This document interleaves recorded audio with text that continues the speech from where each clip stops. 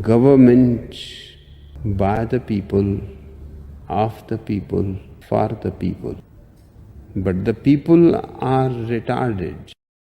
The best way to get something done, if it holds near and dear to you that you like to be able to, anyway, from Charlotte, another line going from in Florida down to Tampa of Putin's kleptocracy. Yeah.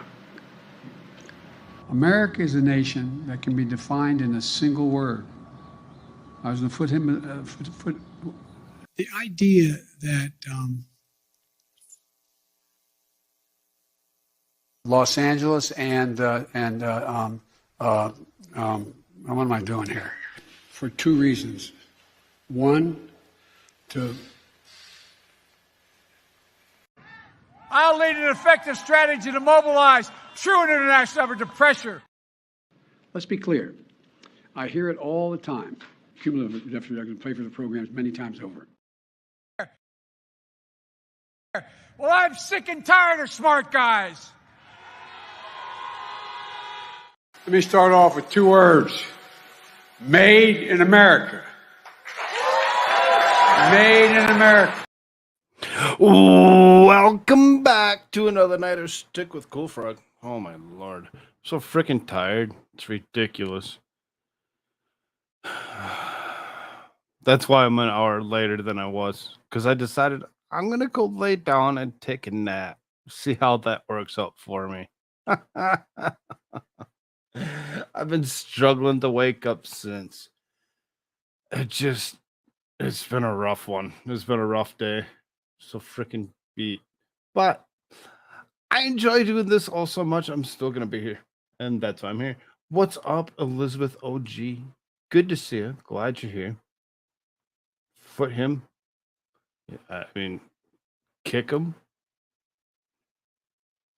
There's plenty of things that you could do to him. I mean, shove him. I mean, not saying to do anything to him in particular. It's just, you can come up with so many things, so many actions that you could do that would make you feel so much better about that old decrepit fool, right? Hey, Vicky T. What's up, dude? Good to see you.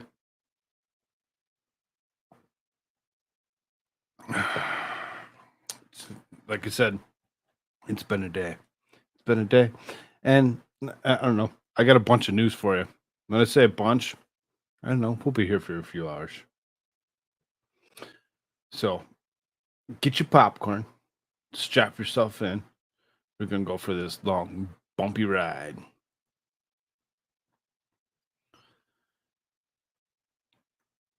Pope Francis draws fire after praising Russian Empire? Oh. Really? The Christian conservative Putin draws praise. Go figure. Go figure. Why would that even come close to being a thing? Why would the Christian conservative anti-Yahtzee of Pope Francis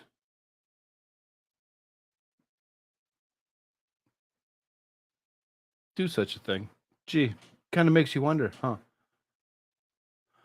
Pope Francis is under fire for recent comments where he appeared to praise the Russian Empire in an address of Russian Catholic youth, sparking criticism of both state and religious leaders in Ukraine. In a video of the end of the Pope's speech posted to the religious website in Moscow, Francis said suddenly switching from his prepared speech in Spanish to Italian. Don't forget your heredity. You are heirs of great Russia, the great Russia of the saints, of kings, according to the translation from Reuters. Interesting.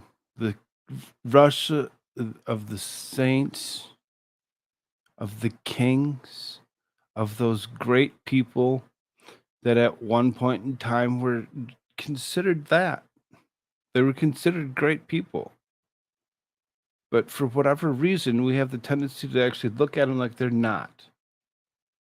Francis made reference to former Russian rulers Peter I and Catherine II, both known to be Russian imperialists who helped Russia expand into Europe. Last year, Russian President Vladimir Putin compared himself to the Russia's invasion of Ukraine to Peter the Great's conquests. The great Russian Empire cultured so much culture, so much humanity. You are the heirs of the great mother Russia. Go forward, Francis continued. Oleg uh, Nikolenko, spokesperson for the Ukrainian Foreign Ministry, called out Francis's comments as imperialist propaganda. Of course he did, because he wants you to believe that his Yazidism is actually better than what Pope Francis wants you to actually believe of the Christian conservative Russians. It is such imperialist propaganda, the spiritual ties and the need to save the great mother Russia, that the Kremlin justifies the killing of thousands of Ukrainian men and women and the destruction of hundreds of Ukrainian cities and villages. In his translated post on Facebook, hundreds of cities. I mean, they've taken a couple of cities off the edge of Ukraine in that Donetsk region that they want so bad. But we're gonna actually call it out for what it is apparently, and be ignorant to the point. Archbishop Savchuk, head of the Ukraine's Eastern Rite Catholic Church, said it is the great pain and concern to learn about Francis's comments. Savchuk said Francis's comments about Peter I and Catherine II are the worst example of imperialism and extreme Russian nationalism. There's danger that these words can be perceived as support of nationalism and imperialism that caused the war in Ukraine today. Shevchuk wrote on Facebook, a war that brings death and destruction to our people on a daily basis. He added that the Pope's comments contradict his science of peace. Ah, the ignorant science. Yes, awesome. So glad that they can always, push science. Science of peace? Oh, okay. The Vatican posted Francis's entire prepared speech, but left into the impromptu comments Francis made in the end of the speech. Earlier in the speech, Francis urged the Russian Catholic youth to be artisan of peace and sow the seeds of reconciliation. Next, a media group in Belarus called out Francis's speech, writing in the post on X, formerly known as Twitter, Pope Francis called on the Russian youth of the proud of the Russian Empire, as well as the tyrants and organizers of aggressive wars, Peter I and Catherine II. By the way, the Catholics of Poland, Lithuania, and Belarus raised uprisings 3 times against the Enlightened Empire. Francis has repeatedly denounced the war between Russia and Ukraine, and recently tasked the leading Italian cardinal with the mission to save the paths of peace in Ukraine. Ukrainian diplomats, however, have reportedly complained that the Vatican leaders don't come down hard enough on Russia and its leader, according to CBS News report. Oh, because it would make so much more sense for you to come down and on the Russians, because if you side with the Russians and not them Ukrainians, it just, this world is so disturbing and corrupt when it comes down to it. To actually see how far they've actually taken this, and want us to actually believe that Ukraine is the place of peace and happiness, and that's the place that we need to protect, when it's actually indeed that those are the ones that are the Yazis that we actually dislike so much. And that's something. It's something that we don't really pay attention to, on who's actually the Yahtzee and who isn't. What's up, Rose? Good to see you. Hey, beautiful. Boomer. Good to see us. Aaron. Awesome. Glad you're all here. I appreciate y'all so much. Make sure you bump that like button for me if you haven't done so already. Uh, we're going to talk some more stuff about, the way politics are and the way they actually like to perceive them, and where they would like us to actually want us to actually perceive them, as opposed to what it actually truthfully is. Uh, it seems like there's so much ignorance when it comes down to it.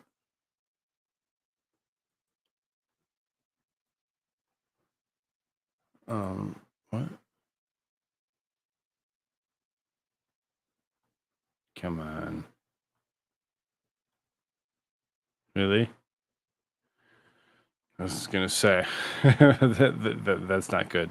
We need this article because it kind of goes along with what else is going on. Putin reportedly agreed to meeting in spring in 2022 with Scholz Macron, but refused Zelensky. According to the new book of the German journalist, Russian President Vladimir Putin agreed early into the special operation in Ukraine to discuss the conflict with the German and French leaders, but refused to include the Ukrainian president in the talks. The revelation comes from the new book in filmmaker journalist Stefan Lambie called Emergencies Governing the Time of Wars, which was released earlier this month. Lambie published a description of a conversation between German Chancellor Olaf Scholz and French President Emmanuel Macron, in which Scholz informed the fellow NATO ally about his recent conversation with Putin. The story is told that from Scholz's perspective, and the excerpt from Lambie's book is described in a German daily. Although the author doesn't give any exact date in the conversation, Putin spoke with both leaders on March 4th, 2022, about a week after the special operation in Ukraine was declared and Russian forces intervened in the country, and reportedly agreed to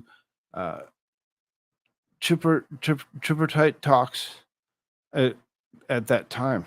Scholz reportedly told Macron that Putin had told him nothing new, elaborating Russia's position on Ukraine and its goals in a special military operation, including demilitarization and de-Yatsification of Ukraine, and asked Berlin to recognize Crimea as part of Russia and Donbass republics and independent states.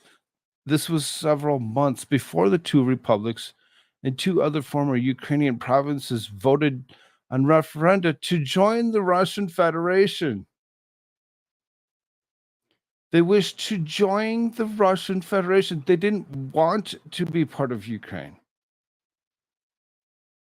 They don't want to. And because Ukraine's been so ignorant to the point and refusing to actually allow them to just peacefully become part of the Russian Federation that they wish to be. Why? Because they're predominantly Russian. They're predominantly Russian. They don't want anything to do with Ukraine. They want out.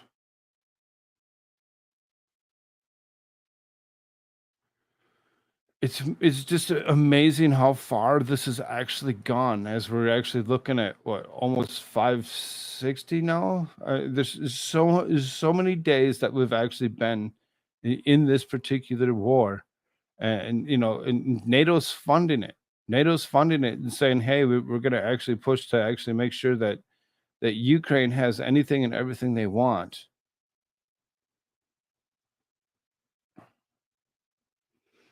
That's you, Rose. That's not me. Let's hope not, anyway. I'd be awfully upset if that was me. However, Scholz says he and the Russian leader discussed more too. Something bothers me more than the talks. He is not complaining about all the sanctions. Scholz reportedly said to Macron, "I didn't know if he did this. He did that in conversation with you, but he didn't even mention the sanctions.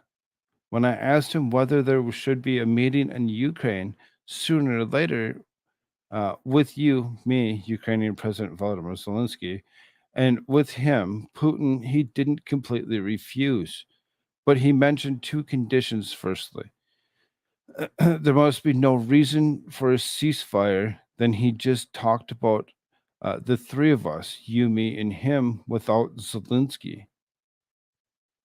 Sounds like Putin's like totally for just, maybe just eliminating the borderland, aka Ukraine, in a whole, in a whole. Just remove them completely, yeet them, make them no longer be.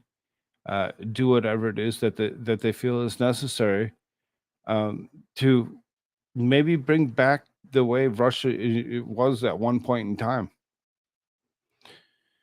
At this point, it should be remembered that prior to launching the special military operation, Moscow had been trying for months to negotiate with Kyiv and the NATO powers to diffuse tensions, including elaborating uh, Russia's security red lines and preclude Ukraine joining the NATO alliance in the position of NATO weapons in Russia's borders. Russia had previously worked with France and Germany to create a Minsk Accord, aiming to put an end to the conflict in the Donbass region. However, Kyiv did have more neglecting and implementation of the agreement, continuing consent attacks against the people of Donetsk and Luhansk uh, for 8 years, which resulted in thousands of deaths. It seems like there's been a lot that's been actually going on for quite some time. Um, for them to actually hold these Minsk Accords way back in 2022, right at the very beginning of this particular um, war per se, it's really kind of disturbing to see that everybody else really just kind of looked at it as, oh well, NATO doesn't want this to happen. NATO refuses to make want this to even come to fruition. So we should actually go and attack them for what it is. And instead of just actually starting a war with Russia, they create this proxy war through Ukraine, where every other country that's part of NATO goes ahead and actually gets involved and sends military packages and aid of millions, if not billions of dollars that like the United States has already done to actually bolster this particular this war. It's really sad to actually see how far this has actually gone, and where they actually say what they're actually fighting. When they actually point straight out that they're actually fighting the Nazis, when it comes down to it, it's really something to really think about on who we are actually supposed to be watching and who we're paying attention to and who we're actually protecting. Who are we actually protecting?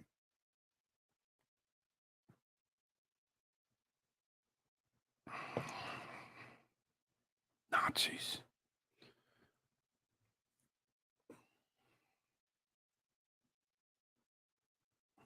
My phone call, my kid's apartment building got hit by lightning. The whole building and one behind him have no power. Dang, that sucks. That sucks. That's horrible. Couldn't imagine. Couldn't imagine. That's scary.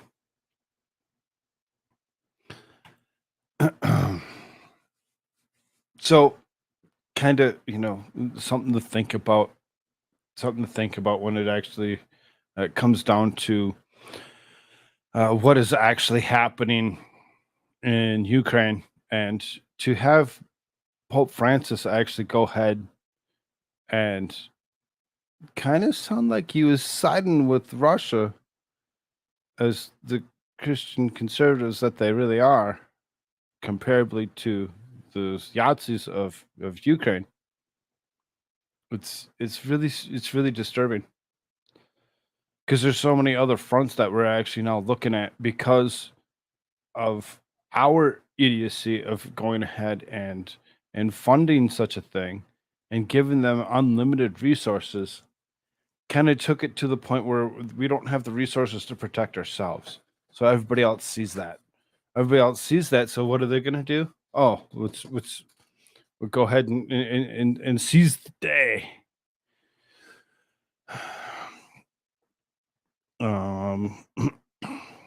Kim Jong-un.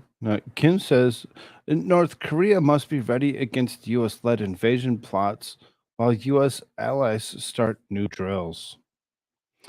Remember, within the last couple of weeks or whatever, we've actually said that the United States has actually moved itself, in and around the region, and they're going to continue to move themselves in and around the region because they kind of realize that they have to show presence. If they don't show presence, then the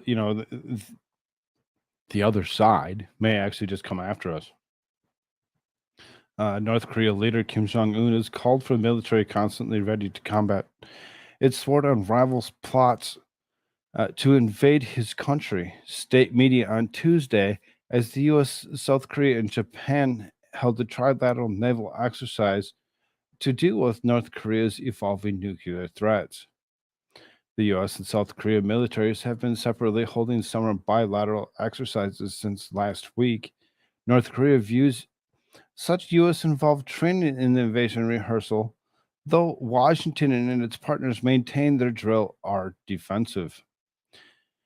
Kim said in a speech marking the country's Navy Day on Monday that the waters off Korean Peninsula have been made unstable with the danger of nuclear war because of U.S.-led hostilities, according to the official Korean Central News Agency. He accused the U.S. of conducting more frantic naval drills with the Allies and deploying strategic assets in the waters around the Korean Peninsula. Kim also cited a recent U.S. South Korean Japanese summit where the agreement to boost defense cooperation and reach to counter North Korea's nuclear program. Kim called President Joe Biden, South Korea President Yoon Suk Yeol, and Japanese Prime Minister Fumio Kishida the gang bosses of three countries. The prevailing situation requires our Navy to put all the efforts into rounding off the war readiness and to maintain the constant combat alertness and get prepared to break the enemy's will for war and contingency. South Korea's foreign ministry expressed deep regret over Kim's use of the very rude language to slander the South Korean U.S. Japanese leaders. Spokesperson Lim Soo-suk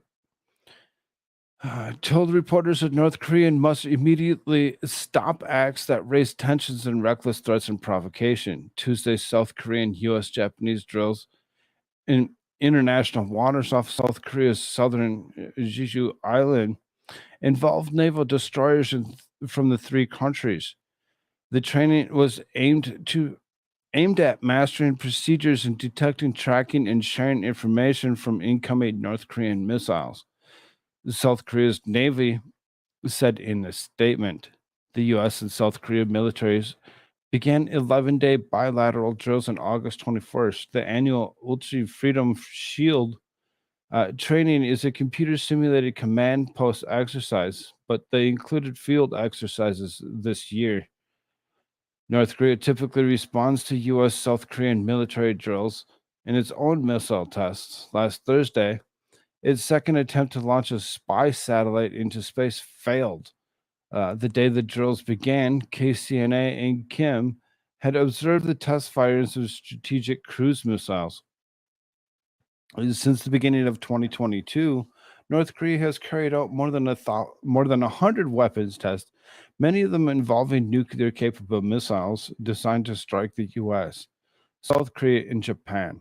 Many experts say North Korea ultimately wants to use its boosted military capabilities to wrest greater concession on the U.S.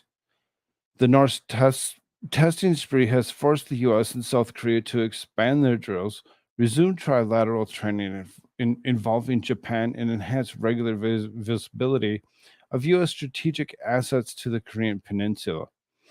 In July, the United States deployed a nuclear-armed submarine to southern Korea for the first time in 4 decades.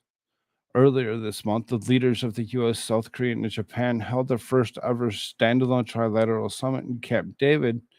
During the meeting, they announced that they intended to put into operation by year's end and sharing the real-time missile warning data on North Korea and hold annual trilateral exercises.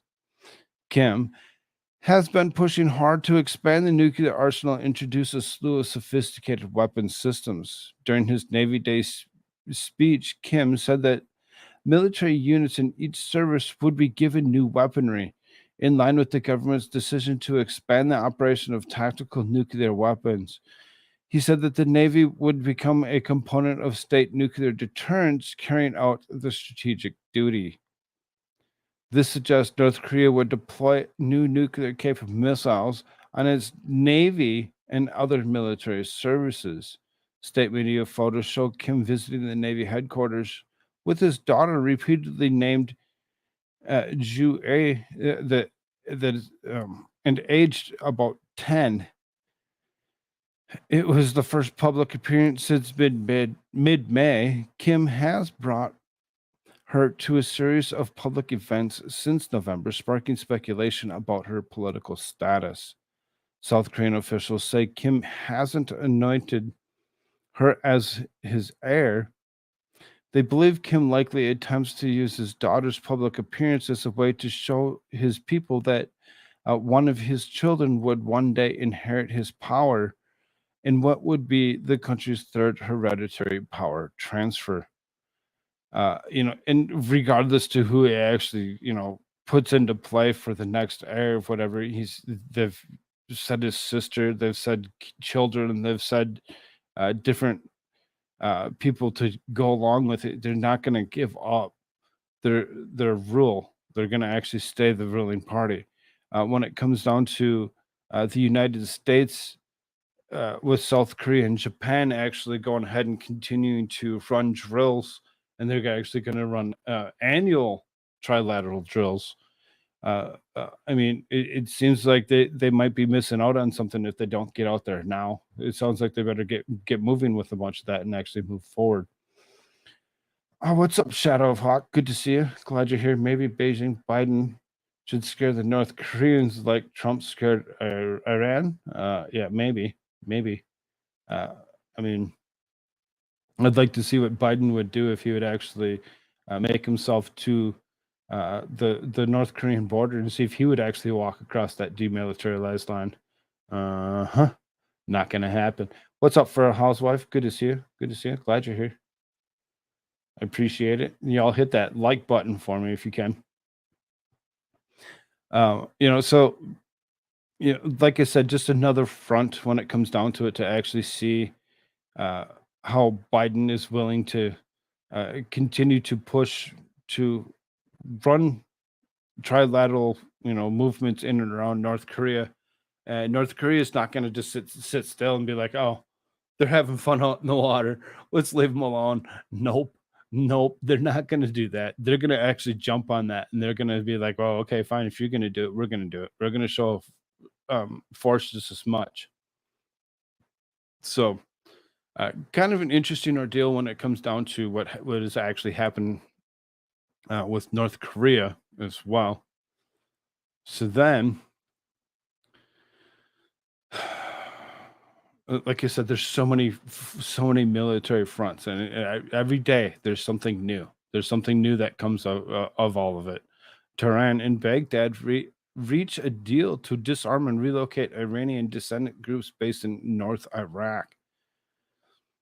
Iran and Iraq have reached an agreement to disarm members of the Iranian Kurdish dissident groups based in northern Iraq and relocate the members of their current bases, of officials of the two countries said Monday.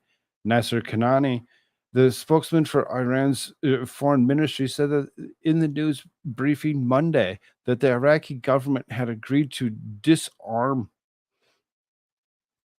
the armed terrorist groups stationed in Iraq's territory on September 19th, and then evacuate and transfer them to their military bases to camps designated by the Iraqi government.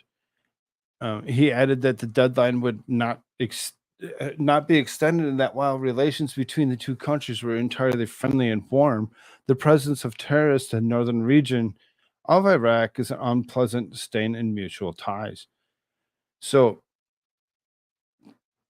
we move troops into the region ourselves because of the commercial boats that are moving themselves through the waters there, that were actually be looking at by Iranian people and actually potentially being uh, strapped up and brought back to shore for them to actually go ahead and pillage and take anything that was on those boats. So we deployed troops. Iran deploys foreign troops. Iraq says, wait a minute, you're actually doing something that we don't like. Now we kind of I think most of us kind of understand the amount of people that are actually involved in Iraq and what Iraq had really been for the longest time as being US led, as we actually can see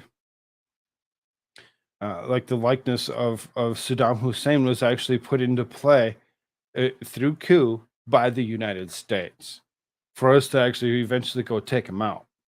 So having all these different fronts going on around the world and actually seeing how things are playing themselves out for Iraq to actually go ahead and try forcing the likeness of the Iranian troops out of northern Iraq maybe is to actually protect themselves. As the second that something actually does happen, you would actually see wars break out again in Iraq. It really seriously so unstable right now that even one wrong move would cause massive disturbances. Baby Bet Adams, yeah, they sure are. They sure are. If you that is something that actually could be happening sooner than you'd like to think, especially once Biden goes ahead and actually unleashes his next round of jabs to go along with that. You're going to see an awful lot more places actually go ahead with that and instill those masks per se.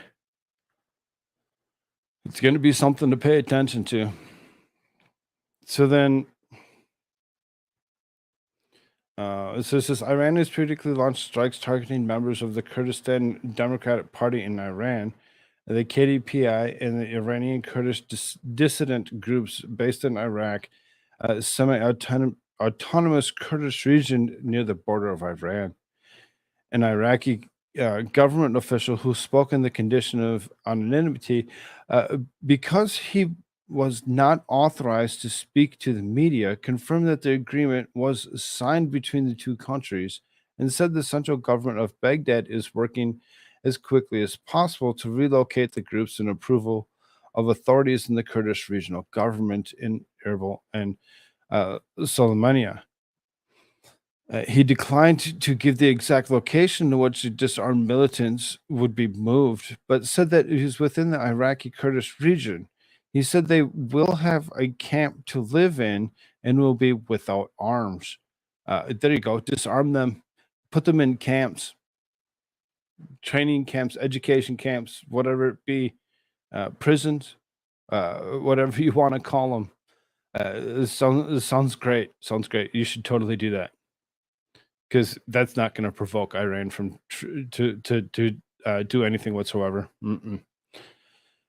Different Iranian dissident groups of Iraq are aligned with each of the two main Iraqi Kurdish parties, the Kurdistan Democratic Party and the seat of power of Erbil, the Patriotic Union of Kurdistan Party, whose stronghold is Soleimania, and are at odds with each other as well as with Iran. Previously, Soleimania would accuse Erbil of working with these groups, and Erbil would accuse Soleimani of working with them. But as a central government, we agreed to relocate them. We are trying as hard as possible for this to take place in September 19th. Iraqi Prime Minister Mohammed Shia al Sadani uh, came to power last year via a coalition of Iranian backed parties and is seen as close to Iran, although he has also attempted to build ties with the United States and Turkey. Hmm. What's up, Nandor? Shadow Fox says, I'm worried about the next set of Koof will actually be lethal. Call the part of the herd that is willing to resist by using the strength against him. Yeah. What's a mask? Something that you put on your face when you go trick or treating. What's up, Shandi? Good to see you, brother. Glad you're here. Y'all bump that like button. We're going to move ourselves on a little bit as we actually see that,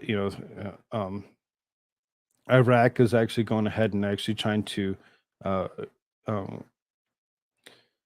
call these Iranian people and actually, make them actually go to camps of sorts, unarmed, so that they don't have a way of protecting themselves. I don't see this as actually working out very well for either side. Just don't see it. I don't see it being good. I don't see it being good in any way, shape, or form. A mask is something you wear when you go paintballing. Yes. This hurricane can kiss my ass. I bet. I bet it would like it.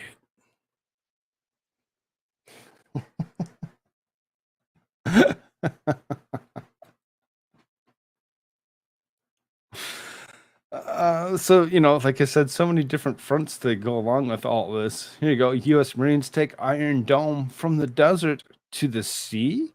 The Iron Dome, one of the most widely deployed air defense systems in the world. It's been protecting Israel from rockets, artillery, mortars, drones, and cruise missiles for over a decade.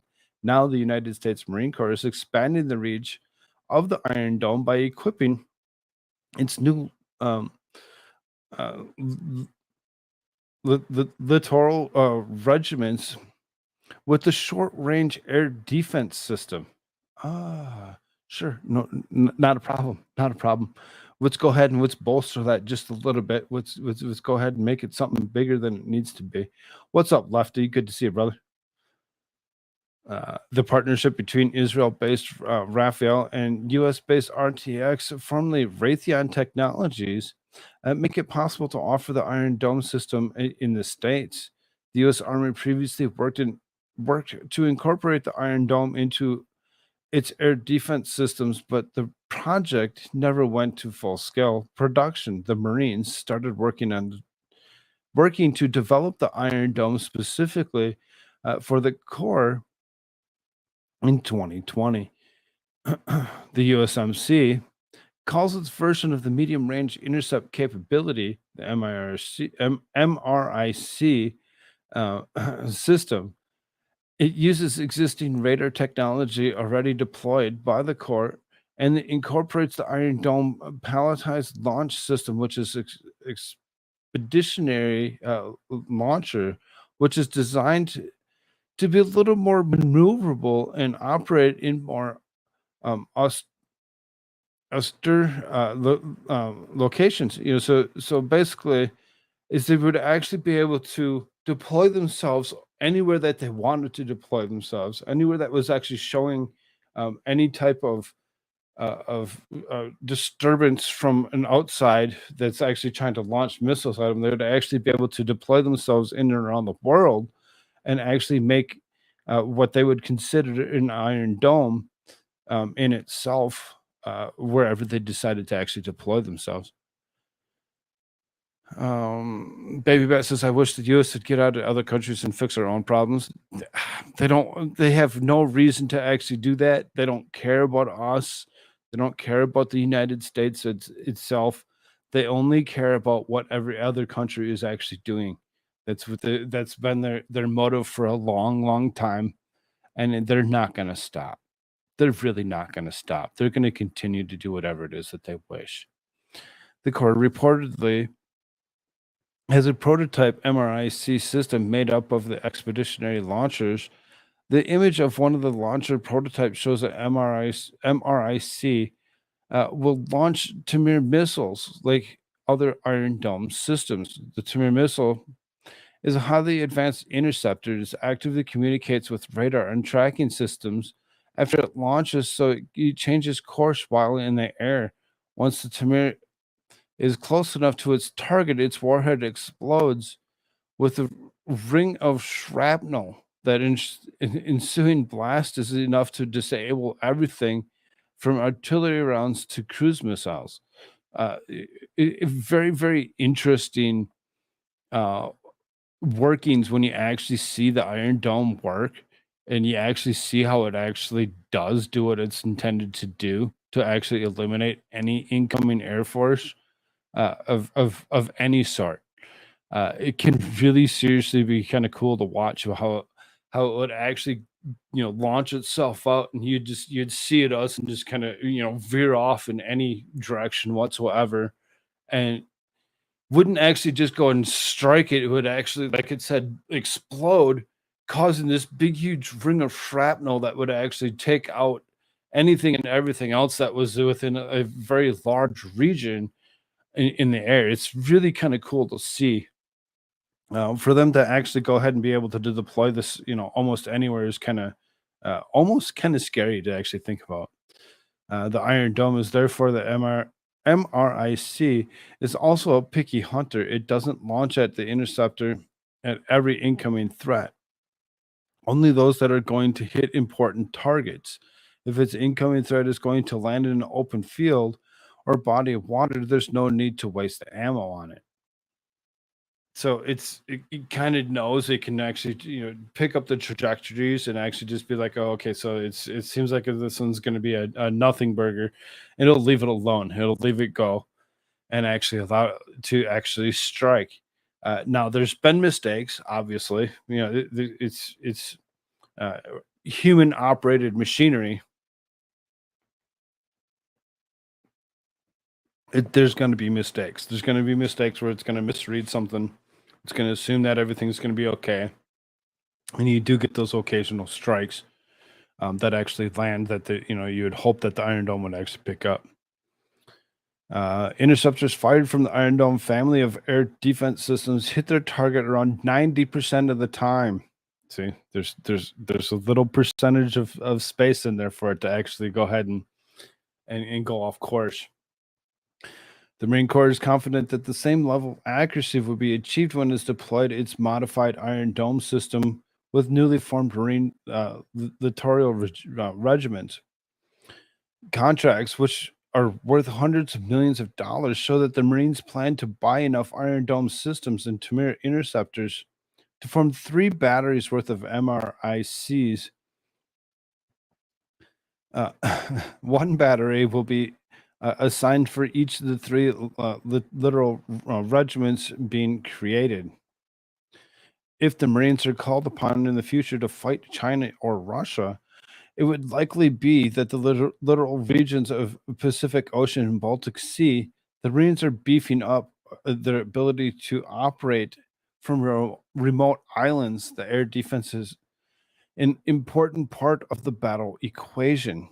The Marine Corps said it will use MRICs mostly to defend the Devil Dogs against subsonic and supersonic cruise missiles. Of course, it will also be used to defend against the rising threats posed by unmanned aerial systems as well. The move by the Marines to create littoral regiments is in keeping with the service's Force Design 2030, an initiative that calls for the Marines to be able to survive and thrive inside contested spaces while dispersing its forces to decentralized locations. Uh, Kind of a scary ordeal, kind of an interesting thought to actually see how they've actually advanced this Iron Dome uh, type of deal to take care of anything that's incoming in and around any area that they wish to actually deploy to. It's kind of cool. It's kind of cool. Um, what's up, Eris? Good to see you. Glad you're here. The aristocracy wants money and power. Isn't that what it's always been about?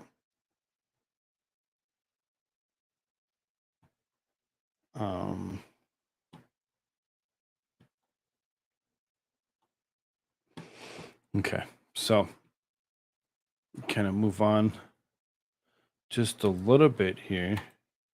There seems to be, like one day there's like nothing. The next day there's like, oh, look at all this stuff that's actually happening. Australia there was an accident in Australia.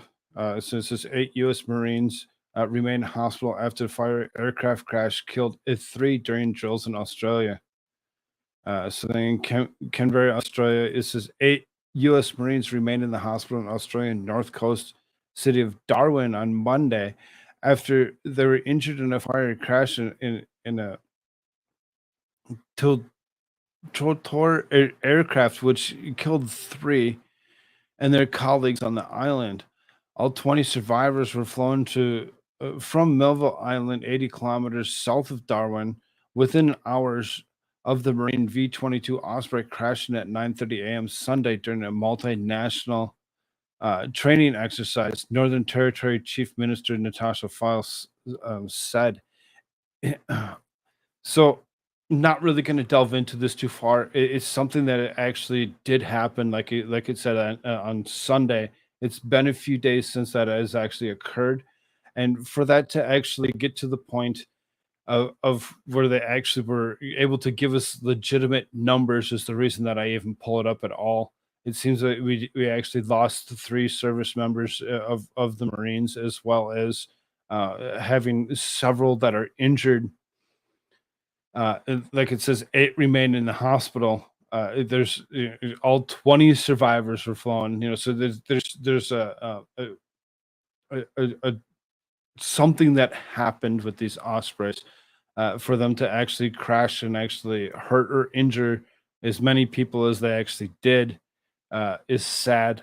It's sad to believe that that actually occurred as they were actually just running training missions. They're just running training missions to actually be sure that everybody knows what these are all about, where they're actually going, how they're actually working. um, it says, finally up past my bedtime to catch live froggy. Hasn't happened since April-ish. You're lucky that you even caught me. I seriously went and I laid down and actually extended this out an hour later than what I had initiated originally wanted to actually go ahead and do. Uh, so I'm with you. This incoming full moon is really, really seriously wrecking a lot of havoc on me. Shadow of Hawk eventually so sharp no one can touch them. Shields so heavy no one can lift them. What are we talking about here? As we make sharper swords, we make stronger shields. Eventually, defenses will counter offense, as well as we go back to two highly trained warriors beating each other to death with sticks. Yes, World War IV will actually be fought with sticks and stones, of course. What's up, MLS Law? Good to see you. Glad you're here. Uh, it's always good to see some nice, wonderful people come through here. I really do appreciate it. Everybody bump that like button as we move on. So again, an accident that occurred in Australia really took out a bunch of people that that we all wish would have been safe from such an ordeal. So that so many things happening around the world. Here we got Bill Barr says GOP's new plan for military action against Mexico is a terrible idea. GOP's new plan? Let's make it the Republicans that actually had come up with this. In the early years of last century, as our country was flexing newfound muscle as a major industrial power, Latin America and the Caribbean served as a primary arena where presidents including Theodore Roosevelt and Woodrow Wilson showcased our military might. Now, many 2024 presidential wannabes appear eager to resurrect what would be a far more dangerous version of the early 20th century gunboat diplomacy toward Mexico. This predisposition was displayed vividly during the first Republican primary debate in August 23rd, when Florida Governor Ron DeSantis declared proudly that on day one, he would send American troops into Mexico to strike suspected cartel-run fentanyl labs. While it was DeSantis' debate rhetoric that forced the question of U.S. military action against drug labs inside Mexico to the fore, the nation has been percolating on the back burner for several years. During his presidency, Donald Trump apparently was so intrigued by the idea of striking facilities across the southern border that in 2020 he reportedly requested that his then Defense Secretary Mark Esper provide him a plan for launching some Patriot missiles to take out the labs. Thankfully, such plans were never consummated, but there remain many of the GOP who today openly support such moves, up to and including bills for the authorization to use military force against targets inside Mexico. What? Oh, really? We're just going to go ahead and do this? Not all GOP 2024 hopefuls are as hawkish as DeSantis, but most have placed themselves in the same proactive camp of as the Floridian. Vivek Ramaswamy is on record declaring that he would send in American troops not necessarily on day one, but certainly in his first 6 months. Former South Carolina Governor Nikki Haley is only slightly more nuanced, stating that the Mexican president fails to take down the fentanyl cartels, we will do it. Okay, if they fail to actually remove these facilities, we're going to go and take them out. We're going to actually do it ourselves, and we're going to stop them from actually doing whatever it is. So, one more front. How many more fronts do we need to actually run to actually be involved in, as the United States seems to be the aggressor on a lot of this? Such talk, while perhaps is expected in a multi-candidate GOP primary, reflects a dangerous naivety on the part of those advocating to take unilateral military action against our southern neighbor. Aside from the clear violations of international law that such moves would participate, there are practical concerns as well. For one thing, Mexico happens to be our country's largest trading partner, on the tune of some $263 billion in the first 4 months of this year alone. The comparison to frequently accompanies Republican calls for unilateral military action against fentanyl labs in Mexico, that such facilities and those that direct them are terrorists akin to Osama bin Laden or Qasem Soleimani, both of whom were killed by U.S. military operations, as inept Islamic terrorists such as those were not engaged in producing a product that found ready buyers and users within the United States, which is a central problem for attempting to deal with today's fentanyl crisis, and that kills about 150 users every day, according to the Centers of Disease Control and Prevention. The far more accurate comparison would be the policy pursued by the United States and Colombia during the 1990s and early 2000s to combat cocaine that is flooding the U.S. markets, culminated in Plan Colombia, launched officially in 1999. Debates still rage over the success of multi-billion-dollar policy, but an obvious difference between it and what Republicans now have proposing for Mexico is that Plan Colombia has developed and executed within the full concurrence of the Colombian government. Some of the Republicans pressing for unilateral military action against Mexico might have read longingly of the times early in the 20th century when the United States sent troops under the command of General John J. Blackjack Pershing, chasing Pancho Villa around the Mexican countryside in 1916 and 17, or in 1914 when American naval and marine forces briefly occupied the Mexico City of Veracruz. However, on both of those episodes, there were at least arguable actions by Mexico and Mexican-led forces that participated in the justified U.S. military retaliation. Far more important is the fact that we live in a much different and more complex world, especially as between the United States and Mexico, than 100 years ago. Shallow proposals about lobbying lobbing a few missiles into the southern neighbor or sending them at Navy SEALs or special ops units to destroy what we believe is fentanyl labs would have massive and negative repercussions in many levels. Glib talk about unilateral military action against Mexico should be called out and denounced by individuals far more responsible for those melding such naive proposals. So before I continue, to actually think about how all this is actually, going on, for us to actually believe that it's all being produced just in Mexico, that we're going to actually go ahead and we're going to be ignorant to the point we're going to actually send either troops or missiles and actually hit these labs that we think are there. We need to actually know for sure that those are exactly what those are, because if those are not those, what kind of damage would that actually cause between the United States and Mexico as being neighbors that we are? The only way to stop people from coming to America from Mexico is to make Mexico an attractive place to stay. Yeah, I don't see them actually doing that either. I'm with you on that thought. That'd be great. That'd be great if we could actually make it be. I say we should just take over the whole country of Canada and go ahead and take over Mexico all the way down to maybe like somewhere around Panama Canal. It'd be easier to actually watch the people try getting across the region, uh, and actually control them a little bit easier than we currently are. Um,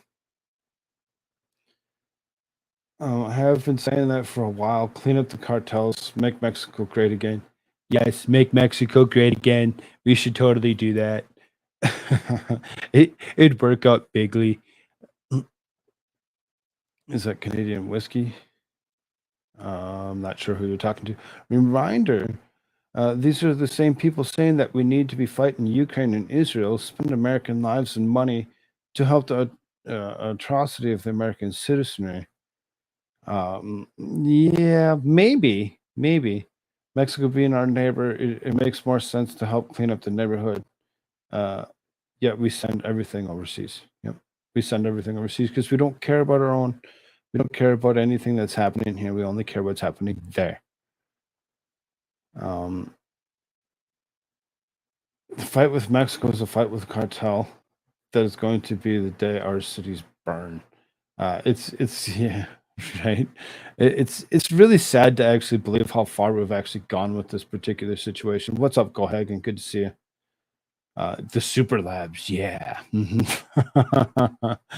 I don't believe that they're all right there either. I believe that most of these labs where this stuff is actually being produced is mainly already in China, and they're actually sending already made product across the oceans, and then they just so happen to be making it into those cartels that are actually going ahead and pushing it up across the southern border. Suicide bombings, regular bombings, mass shootings, controlled demolition, terror tactics, gas attacks, etc. The cartels do not fucking play games. No, no, they don't. They don't. They're not like militarily trained to actually look at instances and say, well, okay, these are the bad guys and those are the good guys, and only take out just the bad guys. They're going to go after everybody. They're going to hit every single person that they potentially can, because a normal, any regular person's life does not matter to them.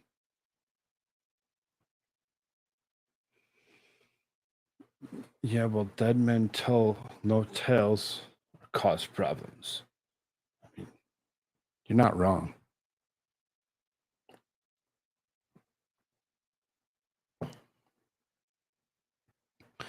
Baby Bet says, I'm glad Koolfrogg talks about Mexico's situation. I was born in Mexico.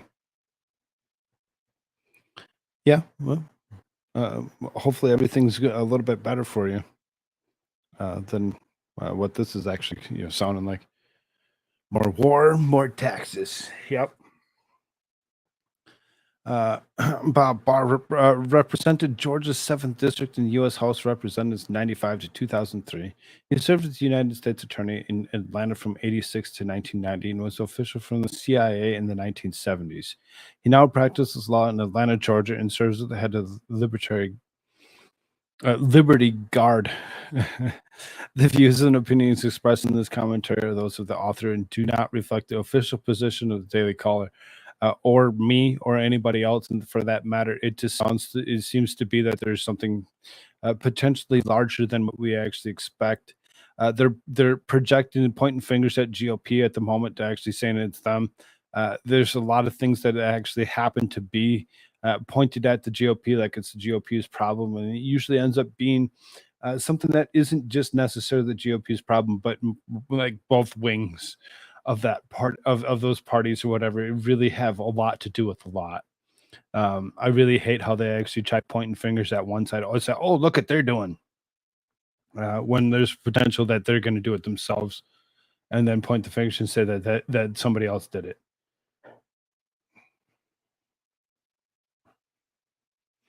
We can eliminate the cartels with dedication. Maybe, maybe we'll see. We'll see how far that actually goes.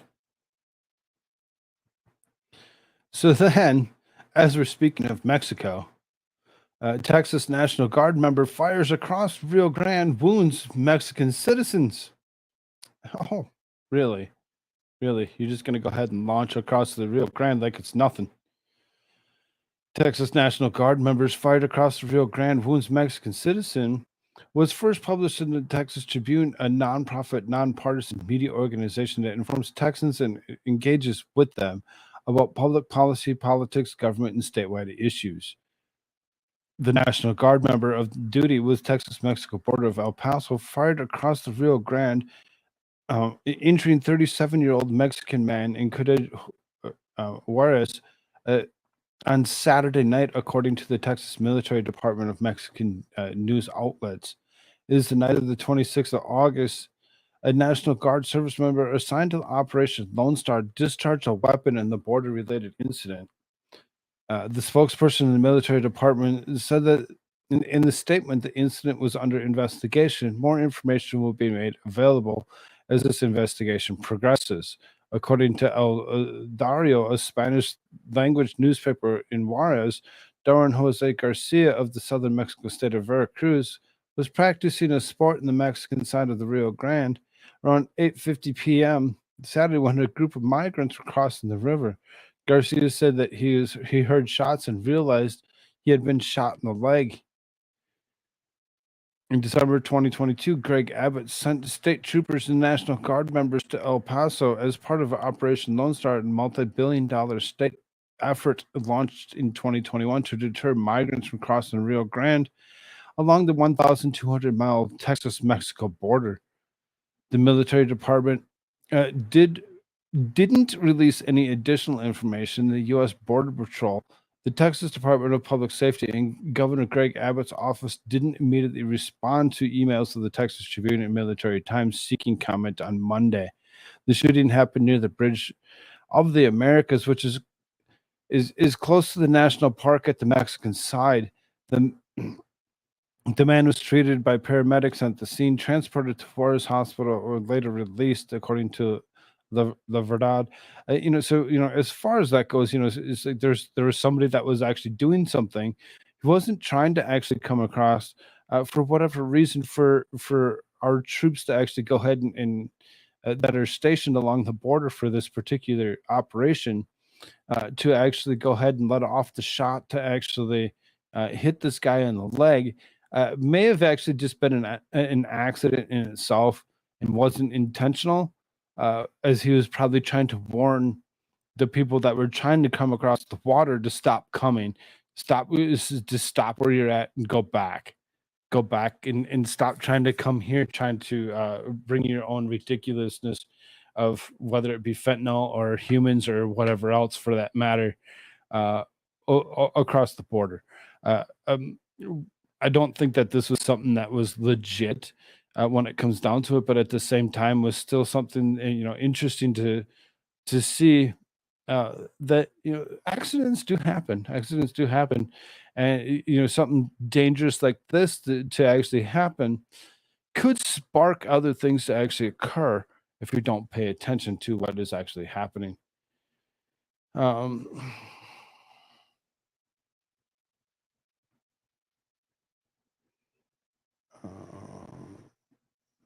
Just kind of looking real quick to see if there's anybody in chat. Legalizing drugs would be the first step. I don't know if legalizing drugs would really actually stop certain things from actually occurring. I think that would just kind of potentially open it up, as opposed to us actually arresting people for actually having massive amounts of drugs. That we would actually just go ahead and be like, oh, okay, you got drugs, no big deal. Go ahead, go kill people. That's fine. We're fine with you killing everybody.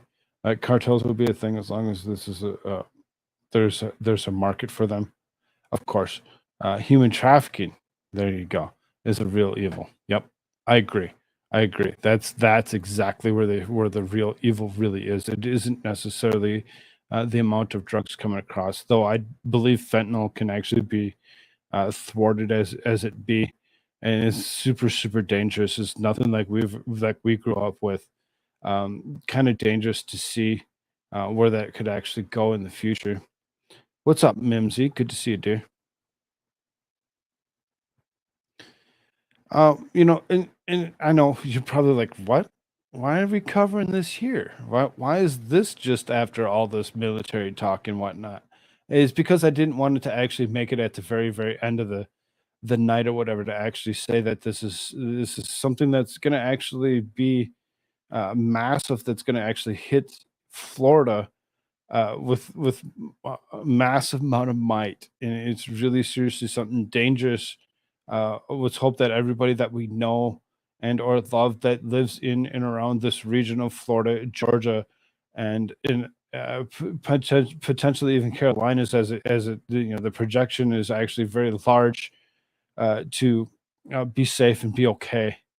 We've seen plenty of these storms actually move themselves across Florida and then come back and come right back into the United States. So let's hope that whatever they're projecting isn't as bad as it sounds like it could be. Um, we have the tendency to go through these hurricanes over and over again. This isn't something new when it comes to the United States, especially in the Florida region or areas or whatever. We have seen multiple times where different hurricanes have actually come through and caused massive amounts of damage, whether it be Katrina or any other that has caused massive amounts of damage. I can't think of any of the other ones off the top of my head.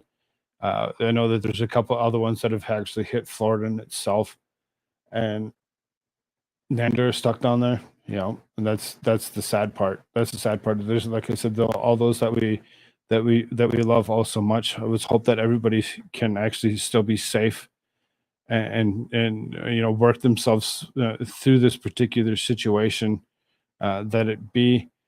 I think this one here was the one that actually showed the closest amount of anything that we could actually look at for projection. You can see how this would actually swing itself through Florida, across Georgia into the Carolinas, and then hopefully make itself out to the water again and just deplete itself.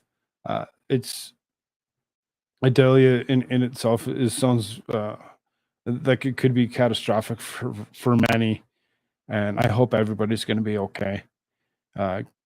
So then this is in this particular, this is catastrophic impacts for the storm surge inundation of 10 to 15 feet above ground level, and destructive waves are expected somewhere between Ocilla River and Yanktown, Florida. The life-threatening storm surges inundation is likely elsewhere along portions of Florida Gulf Coast. There's storm surge warning in effect. Residents in these areas should follow any advice or evacuation orders given by local officials. If you can get out, get out. Listen to what they're actually telling you to do. If you can't and you're stuck where you're at, be safe. Be safe. Get somewhere where you can potentially, ride it out.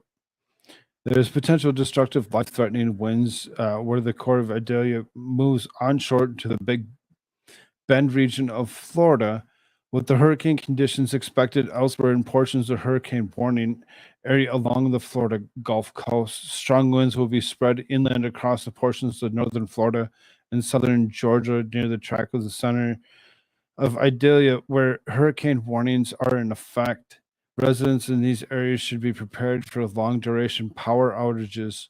Areas of flash and urban flooding, some of which may be locally significant and expected across portions of west coast of Florida and Florida Panhandle, southern Georgia Tuesday and Wednesday, spreading into portions of the eastern Carolinas Wednesday into Thursday.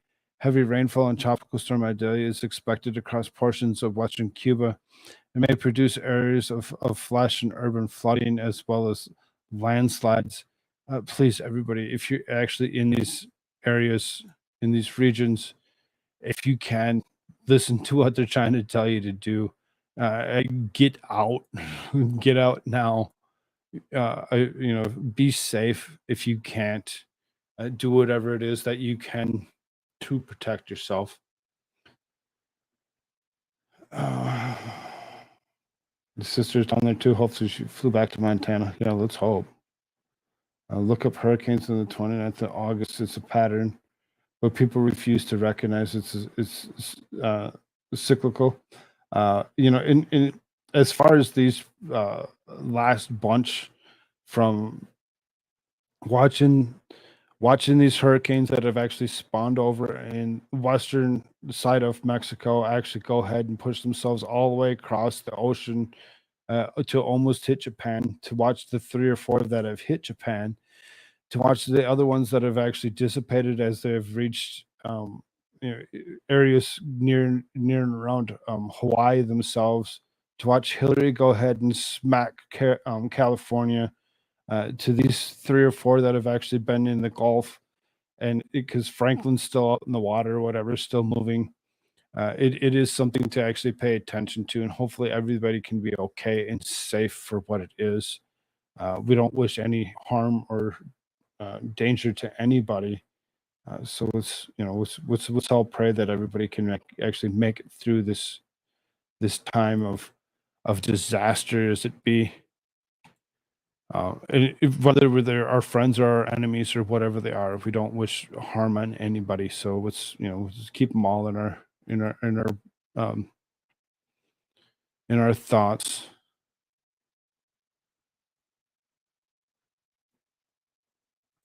So then, that's why I put this here, because I'm like, I had to actually take that off screen because I didn't know where I was going with this next. I'm like, oh yeah, that's right.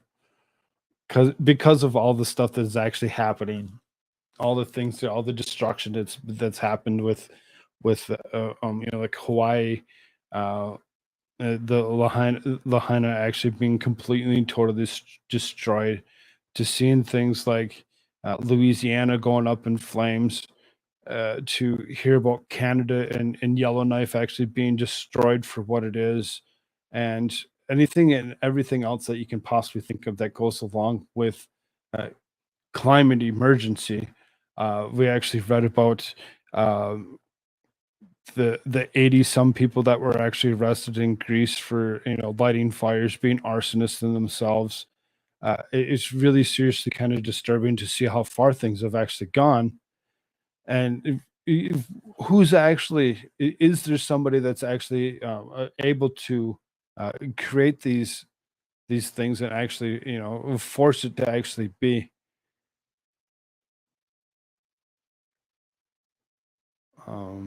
Posting on Rumble because China is sending fentanyl over on purpose. Sure they are. Sure they are. This year is just more than 1,600 scientists, including 2 Nobel laureates, declare climate emergency. A myth.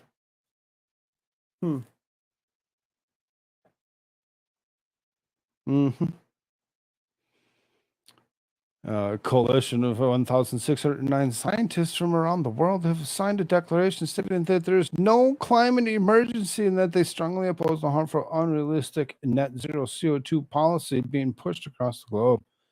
The declaration does not deny the harmful effects of greenhouse gases, but instead challenges the hysteria brought about the narrative of imminent doom.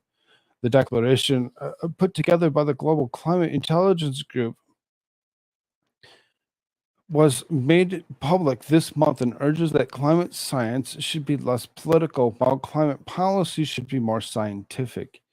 Clintel is an independent foundation that operates in the fields of climate change and climate policy. Clintel was founded in 2019 by Emeritus Professor in Geophysics Gus Burkhout and science journalist Marcel Crook.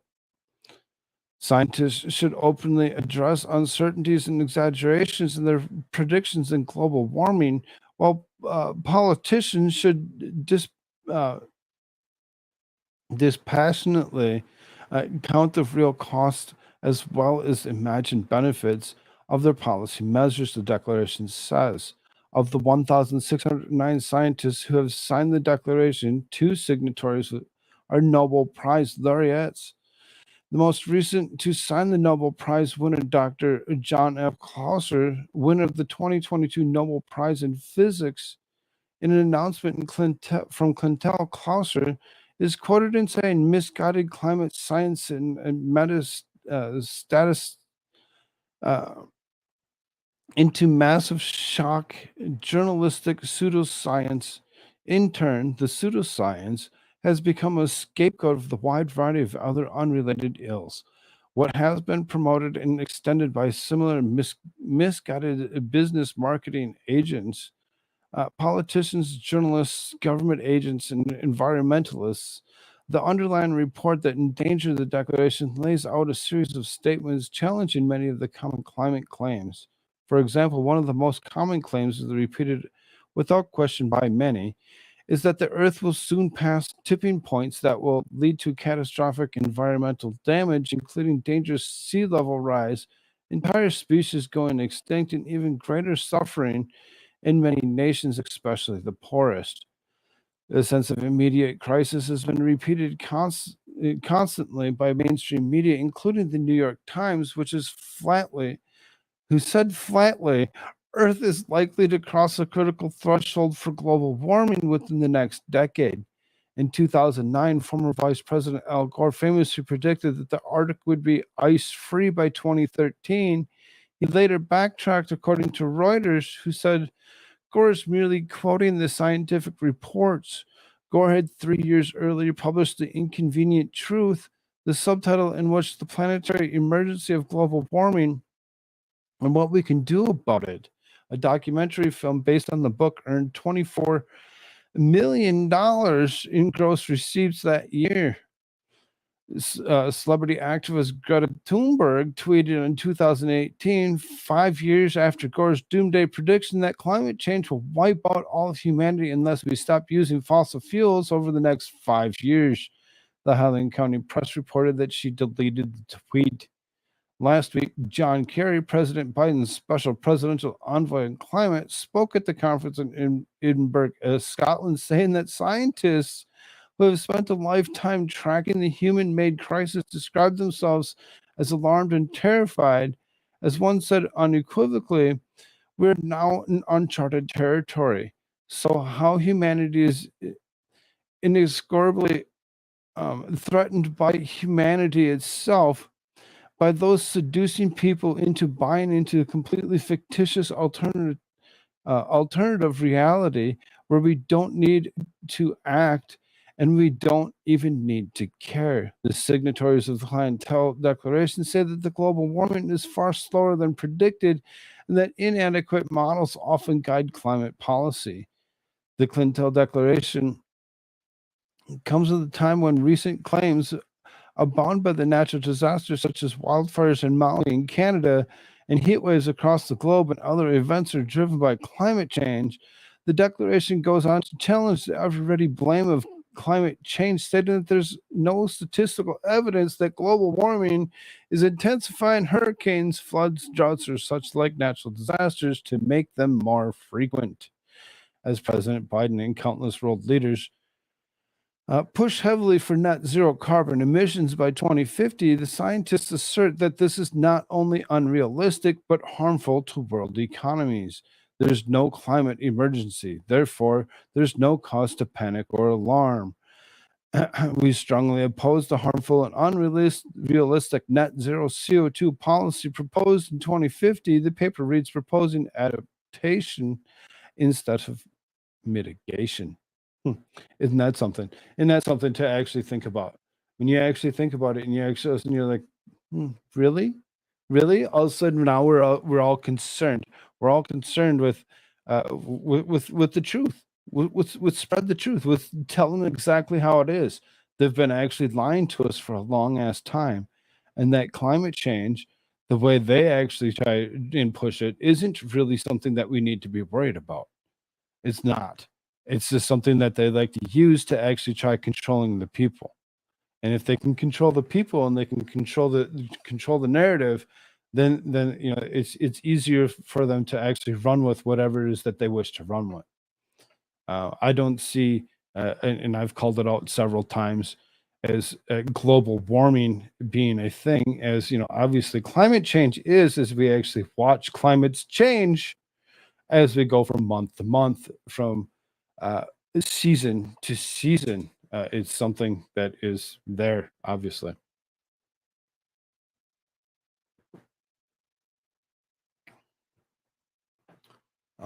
What's up, Raleigh Sport? What's up, man? Good to see you. Yeah, especially when the sheriff showed up. There must be some other kind of conversation going on. Don't get in between the dirty hippies and the drug-fueled orgies in the desert. Why not? Why not? If you give government more money, they'll change the weather. Yeah, right. Exactly, Jiraiya. It's not true. They're not going to actually prevent something from happening. They're going to actually cause more to actually go ahead and get more money. I really hate how this is actually becoming a thing. Pushing climate change when thousands of cars are running for hours to keep cool in the air conditioner in the cars for hours. Yes, I know. That whole incident yesterday was just amazing to actually see. Just seriously, I'm like, what? Oh, come on. Stop it. Stop with the ignorance. Stop pushing the idiocy. Talking about Burning Man protesters? Yeah. Yeah, exactly. This is so stupid. And when you see this kind of stuff, there's scientists, Nobel laureate scientists are actually come through and actually being like, nah, it's not true. It's not true. It hasn't been true. The lies that they like to push and actually say are actual science really just aren't science. They're really not. It's a big, huge lie. So then, as we speak of such a thing,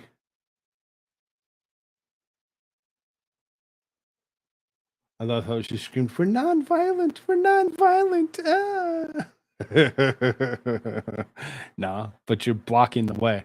Get the fuck out of here. There's a couple of things. I think it's just 3 articles. Yeah, it's 3 articles that go along with Hawaii. With Hawaii. So, wrong button. Let's bring this up. Like I said yesterday, I didn't really want to cover it until I actually had a little bit more. A couple of these articles I actually had in play yesterday, and this one I just happened to come into play today. As I'm like, oh, look at that! Mysterious black curtain and special police spotted around Maui's Ground Zero.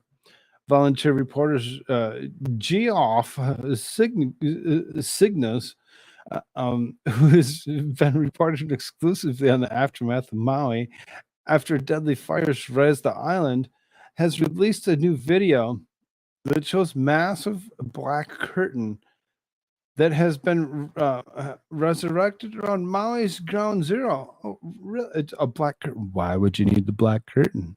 What are you hiding?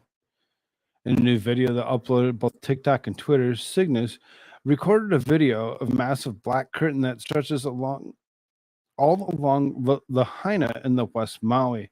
Cygnus shared the video as he stopped his vehicle near the curtain. A film about immediately approached by members of National Guard and was told to keep moving. The volunteer reporter also reported seeing special police who are standing guard, ensuring that nothing can be documented. He really nothing can be documented. Don't look at the stuff that we're doing over here. Don't worry about what's happening behind this black curtain. He also know that around the perimeter of the black curtain, you can't stop your car, you can't pull over, you can't fly a drone, you can't take a picture, you can't get anywhere near any of this.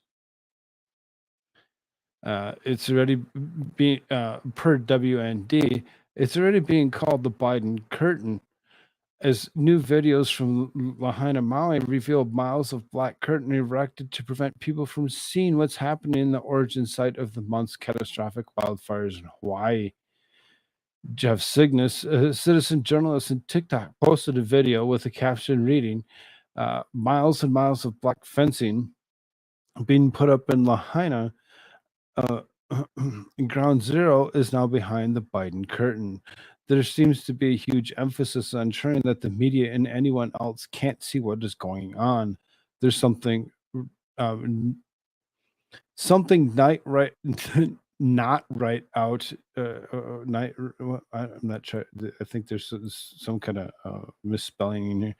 In Maui, the volunteer reporters in the ground, like Jeff, are doing the best to find out what exactly is. Now, the other day, as we're sitting in Discord, we like to sit in Discord quite often.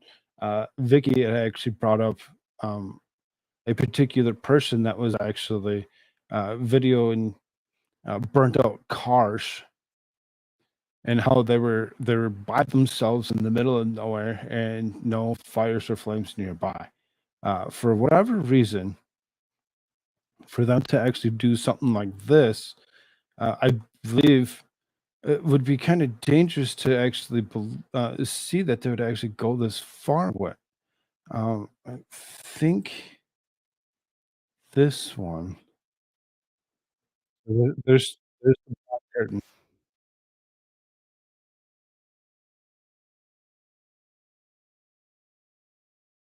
I know you can't hear it. It's okay. He's just reading what's on the screen.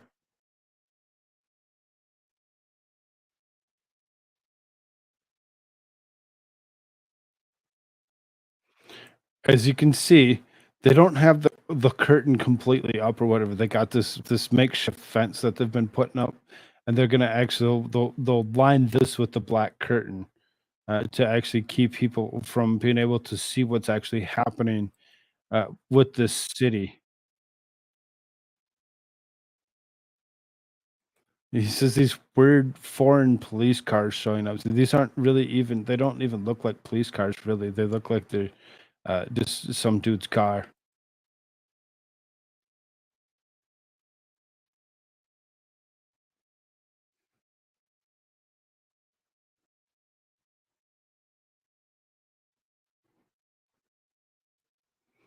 So then you can see here, how this actually, butts itself right up to the water, and it runs along this main road that's actually coming through the area. For them to actually, cordon it off and say nobody can come in here, really seriously kind of sounds really disturbing. Now he says, now this 20-second clip, but this video here, this is his 4-minute video.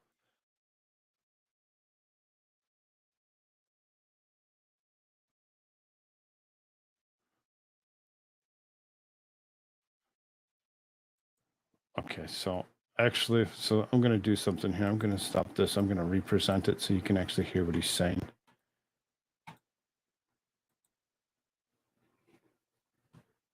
We'll move this back just a few seconds. I was almost immediately after these 20 seconds, National Guard came, chased me off, yelled at me, told me to get back in my car and keep moving. So y'all can hear that, right? You can't even stop your car anywhere near any of this anymore. Now I'm going to show you a fairly long clip that shows just how extensive the fencing is on the western side of the main highway here. And there also is National Guard regular police and what I have dubbed special police, which are these police cars that are foreign made. The people that are driving them are not, they don't look like any police I've ever seen in the United States. So kind of a bizarre situation, but they have a huge presence standing guard, ensuring that nothing can be documented. You can't stop your car. You can't pull over. You can't fly a drone. You can't take a picture. You can't get in anywhere near any of this, which is part of what makes the footage that I think it is a have different guy so than the unique. realistic Now, I guy always that we make were sure to looking point at. out that the footage that I have has been uploaded to the mainland to multiple people. They have the credentials to my social media. So if anything does happen to me, it's not going to prevent the story getting out. But the footage I have, both You can see on the where that kind of ground stopped. and drone, but particularly on the ground, is not going to be able to be reproduced with the amount of resources they have put into locking this area down. Now, I am working on another video now that's going to show side by side this same drive a week ago, so you guys can compare the, what it's like now, and you can see just the amount of fencing, rocks, police, barricades, all of the effort they are putting into this. They are putting a lot of energy into it, which is kind of interesting. I'd be interested in hearing your thoughts on it. Now, I also want to point out that the reason I've been able to keep cranking out these videos and not ignoring, but somewhat neglecting my normal job, my income from my normal job pretty much went away weeks ago when I started all this. The reason I've been able to do that is because I recently put my Zelle in the bio of TikTok, X, and YouTube. And I've had a handful of everyday people making small donations via Zelle. And that has made a huge difference with allowing me to neglect my normal job. And I love my normal job, but if I can focus right now on resisting the attack on freedom and resisting the attack on the First Amendment and getting as much of this information out to you guys as quickly as possible, that is absolutely what I want to do. And that is absolutely what I will do. So thank you so much to everybody who has supported me in that way. You're making a big difference. So thank you for that. And also to all of the people who have kept this story alive by subscribing, by following, by liking, by sharing, by commenting. All of these things have a big impact on the algorithms. So you guys are the reason why this has so much visibility. So thank you so much for that as well. Now, here in these clips, you can see the presence of police, including these, what I've dubbed the special police. And you can see all these guys standing guard on the perimeter. And this is not even really the perimeter. This is quite far away from what burned and from ground zero. So apparently they are concerned that somebody will park or stop their car on the side of the road here and go hiking for miles into this area that's just ashes and rubble. So it's very interesting the amount of effort they're putting into this. Anyway, guys, there's a lot more to come. Thank you very much for watching, and please stay tuned. Kind of amazing to actually see what is actually happening in and around Hawaii in itself. I really find it disturbing. Again, that's at Cygnus Jeff. That's CYGNUSGEOFF. That's the person that would actually release this particular footage. It looks like they do have a Twitter account as well as multiple other accounts, as well as a Zelle account where they're actually going ahead and asking for donations of sort or whatever to actually help with his situation so that he can continue to bring us this type of footage that it be. It's really disturbing to actually see how far they've actually gone with putting up such a thing as a black curtain around the whole area, preventing anybody from actually being able to see it or move into the region for what it is. What's funny?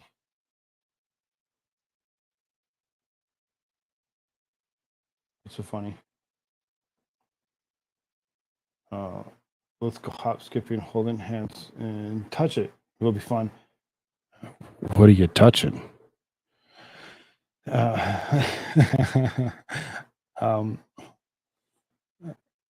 He needs enough time for his grift. I mean, I guess. But he actually drove along this. I get why you're laughing now. Okay, that took me a minute to actually get there.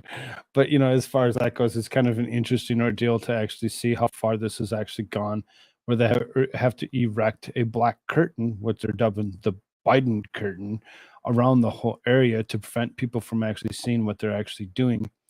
I don't know what this is actually going to actually do or prevent from people from seeing, or why they would want to prevent anybody from seeing what they're actually are doing, uh, other than uh, to lie to us about what has exactly happened, what is going on, and why they continue to actually push this particular instance. So then, immediately caught on, Hawaii State rep slams developers for sweeping in like vultures to buy land. Huh. We knew this was happening. See, like I said, this is from yesterday. This is the one that I called out. That I was like, never mind. I'm not going to cover it.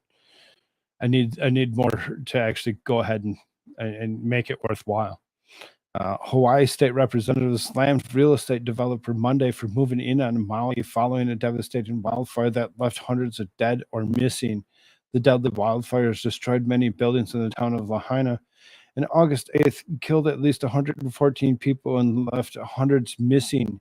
Angry residents of Maui made obscene gestures in Biden's motorcade during his trip to the island on August 21st, complaining of the failure to send emergency aid. Just days after the fire burnt down the entire town of Lahaina, realtors and developers are calling residents who lost their homes and offering to buy their property. Republican State Rep Diamond Garcia of Hawaii said, so people immediately caught on to what was going on, and it looks like right when this happened, the developers came down like vultures and tried to take their property. Democratic Governor Josh Green of Hawaii declared the housing emergency July 17th, seeking to address the reported housing shortage. And the proclamation gave developers ways around regulations that have made housing in Hawaii the least affordable in the country. It's been 3 weeks, Jesse, and there's not been any clear answers. I mean, these people lost everything: their homes, families, loved ones, their children, and they're crying for answers. They need an answer. And unfortunately, the response from federal, state, and county government has been pretty quiet. When asked if the death count was for children, the answer was, I don't know. When asking FEMA and calling FEMA for more resources, they get a voicemail. So people are frustrated here in Hawaii and are really sad to see this kind of federal response, Garcia continued, which is actually kind of sad and disturbing to believe that you're going to get a voicemail, you're going to get absolutely nothing. You're not going to get any answers. You're not going to get any answers to any kind of question that you have about, whether your loved ones are now deceased. Because there's, being this far into it, I doubt that anybody that was technically missing and not found yet are actually alive. I would really seriously doubt that. And it's very scary to actually see. You can see that was what I read down below was actually from this particular speech between Jesse and Garcia. So as far as that goes, it's super sad to see like vultures, real estate agents going ahead swooping in and actually being like, here, we'll pay you. Here, we'll pay you. We'll give you money. Because when you have nothing, anybody that's willing to give you something, you have the tendency to be like, well, I don't have a choice. Yeah, I'll take it. I'll take it. I'll take it, and I'll actually do whatever it is that I need to do to actually continue to live. And then it gives them the right to actually do whatever it is that they wish to do with this area. I hope Maui isn't a test tube, baby. It's really sounding like it really is kind of just that. They're going to use it to actually form smart city. They're going to use it to actually create whatever it is that they wish to create and make it theirs. Make it theirs. The government actually took it over. It's no longer private property of any sort. If everybody succumbs to them actually going ahead and doing just this. Baby Bet says, all right, everyone, I'm going for the night. Have a great one. Take care. You as well. You have a good night. get some rest, sleep well, do all those wonderful things. We'll see you soon, potentially. Um,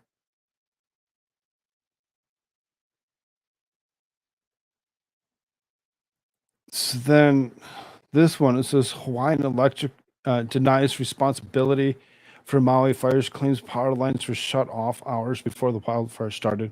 Again, this one was from yesterday. This is the other article that I had that I said I need more information. And to see the curtain be put up, it actually just took me to the point of being like, well, maybe I have enough to actually go off of. It says high stakes blame game is unfolding in Hawaii, and Hawaiian Electric vehemently denies causing the recent fires in engulfed part of uh, Maui. The company released a comprehensive statement after Maui County officials accused it of failing to properly manage electrical equipment during the National Weather Service red flag warning leading to catastrophic fires. On Monday, the Gateway Pundit reported that Maui officials were earlier put to blame squarely in Hawaiian Electric, citing downed power lines as a source of the fire that was now engulfed thousands of acres and led to evacuations across the island. Maui County has officially filed for a lawsuit against Hawaiian Electric Company and its subsidiaries, claiming negligence in part of the utility. Maui County released the following statement today. The County of Maui filed a lawsuit against Maui Electric Company Limited, Hawaiian Electric Company Incorporated, Hawaii Electric Light Company, Hawaiian Electric Industry, and civil damages caused by the county's public property and resources caused by recent Maui fires includes fires of Lahaina and Kula. The lawsuit is filed in the Second Circuit Court, and the case number is that number. The lawsuit alleges that the defendants acted negligently by failing to power down their electrical equipment despite the National Weather Service red flag warning on August 7th. The lawsuit further alleges HECO's energized and downed power lines ignited dry fuel such as grass and brush, causing the fires. The lawsuit also alleges failure to maintain the system and power grid, which causes systemic failure, starting 3 different fires on August 8th. Maui County stands alongside the people of the communities of Lahaina and Kula to recover public resources, damages, and rebuild after their devastating utility caused fires. These damages include losses of public infrastructure, fire response costs, losses of revenues, increased costs, environmental damages, and losses of historical and cultural landmarks. HECO is a for-profit investor owned utility that trades publicly in the New York Stock Exchange, is serving 95% of Hawaii customers' base. The fires of Lahaina and Kula burned over 3,000 acres and destroyed more than 2,200 structures, causing an estimated $5.5 billion in damage. The county is represented by Corporation Counsel Victoria Takayasu, Deputy Corporation Counsel Thomas Kolb, and outside counsel John Frisk, as well as a couple other people that are actually involved. It says, in a detailed rebuttal, Shili Kimura, president and CEO of Hawaiian Electric, said, "We were surprised and disappointed that the county of Maui rushed to court over their completing its own investigation. We believe that the complaint is factually and legally irresponsible." I don't think that they actually believe that they actually did anything wrong in themselves. I think that there's a lot more to this. What's up, Reverton? Good to see you. Glad you're here. It's inconsistent with the path, and we believe that we should pursue as a resilient community, committed and accountable for each other, as well as the Hawaii's future. We continue to stand ready to work to end our communities and others. Unfortunately, the county's lawsuit may leave us no choice in the legal system but to show responsibility of what happened that day. The company outlined key events, stating, a fire at 6:30 a.m. The morning fire appears to have been caused by power lines that fell on high winds. The Maui County Fire Department responded to the fire, reported was 100% contained, left the scene, and later declared it had been extinguished. At about 3 p.m. at the time of all the Hawaiian electric power lines in West Maui had been de-energized for more than 6 hours. A second fire, the afternoon fire, began in the same area. The cause of devastating afternoon fire was not been determined. Additional details are outlined below according to the news release, um, which you can see is fairly extensive in itself. The records conclusively established that Hawaiian electric power lines in Lahaina are not energized when the afternoon fire broke out shortly after 3 p.m. On August 8th, a field near Lahaina Intermediate School, power had been out for more than 6 hours by that time, and there's no electricity flowing through the wires in the area or anywhere else in the West Maui coast. Hawaiian Electric had informed ATF investigators of the availability of records and demonstrate these facts.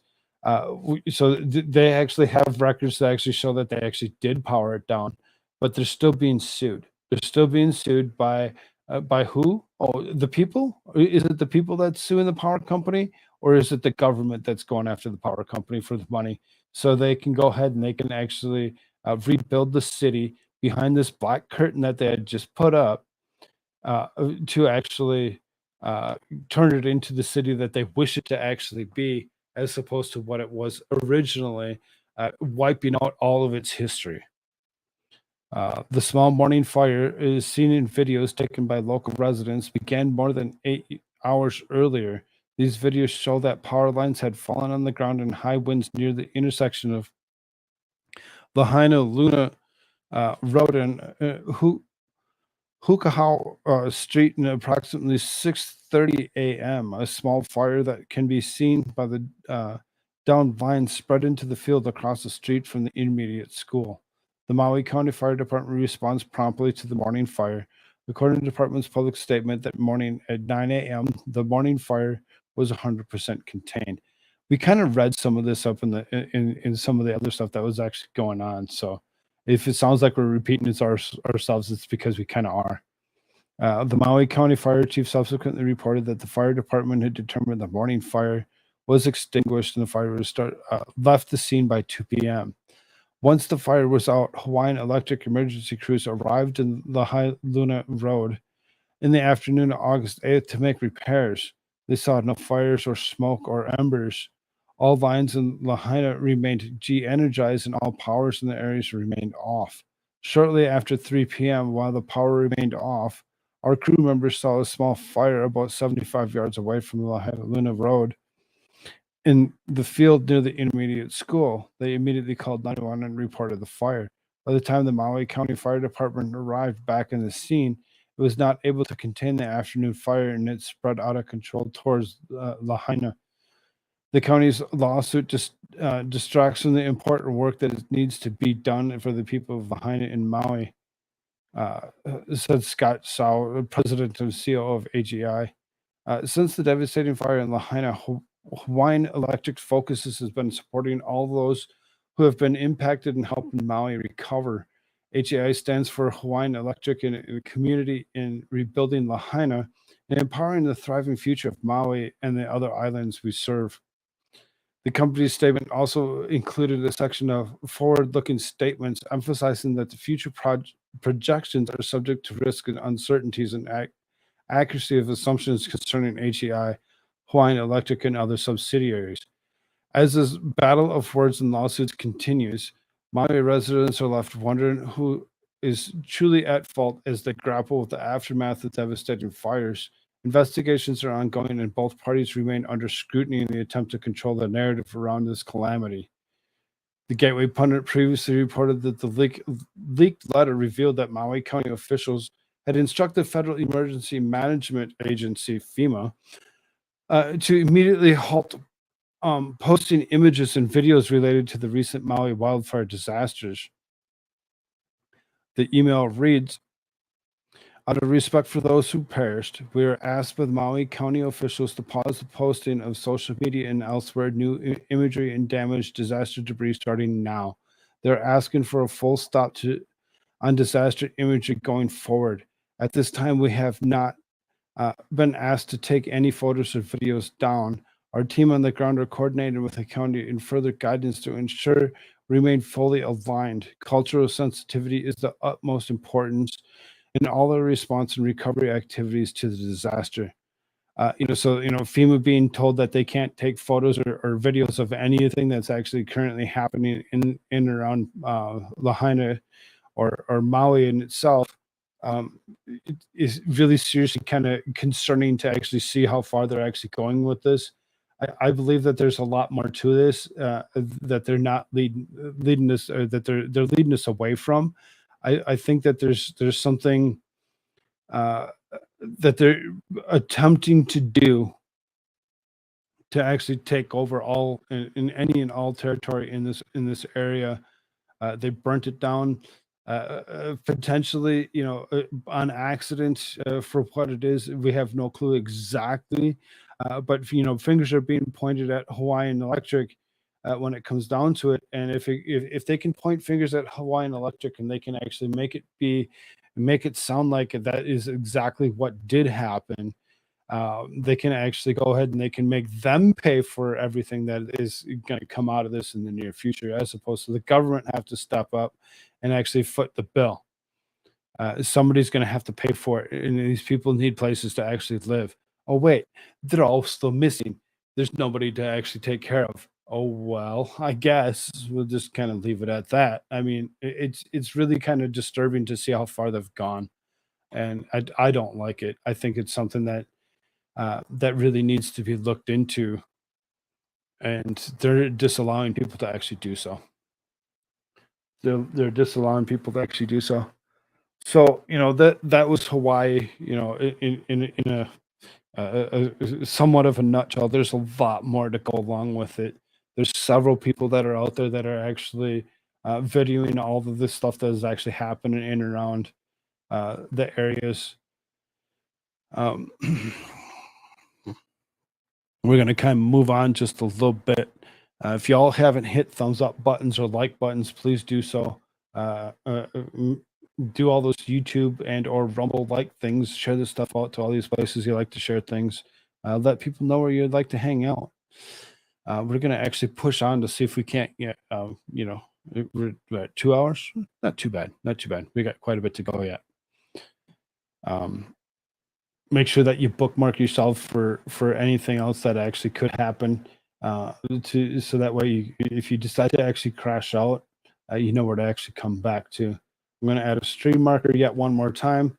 I've added a couple of them today, just to actually kind of help myself out, because if you didn't catch, I actually kind of sort of learned how to run an editing thing or whatever, where I can actually edit video and put out smaller clips of certain things.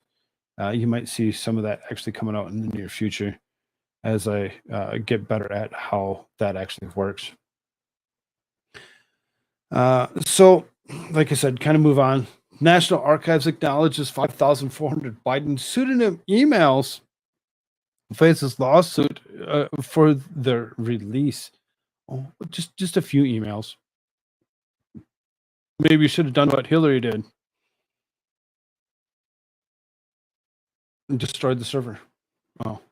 The National Archives and Records Administration acknowledged possessing potentially up to 5,400 emails connected to then Vice President Joe Biden's pseudonym account that he used to forward government information to discuss business with his son, Hunter Biden, and others. On Monday, the Southeastern Legal Foundation filed a lawsuit to compel the agency to turn over the emails.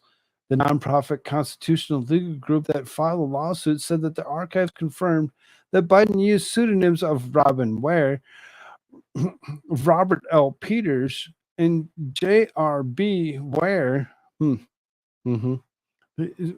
of, you can see how so intelligent Joseph Robinette Biden just so happens to be when it comes down to creating pseudonyms. He's not very intelligent. The archive's admissions confirm years of reporting from Just the News about Biden's use of personal email and vice president in the pseudonym accounts he used. The Legal Foundation first filed the Freedom of Information Act request in the archives of Biden's email in 2021 on behalf of Just the News editor-in-chief John Solomon.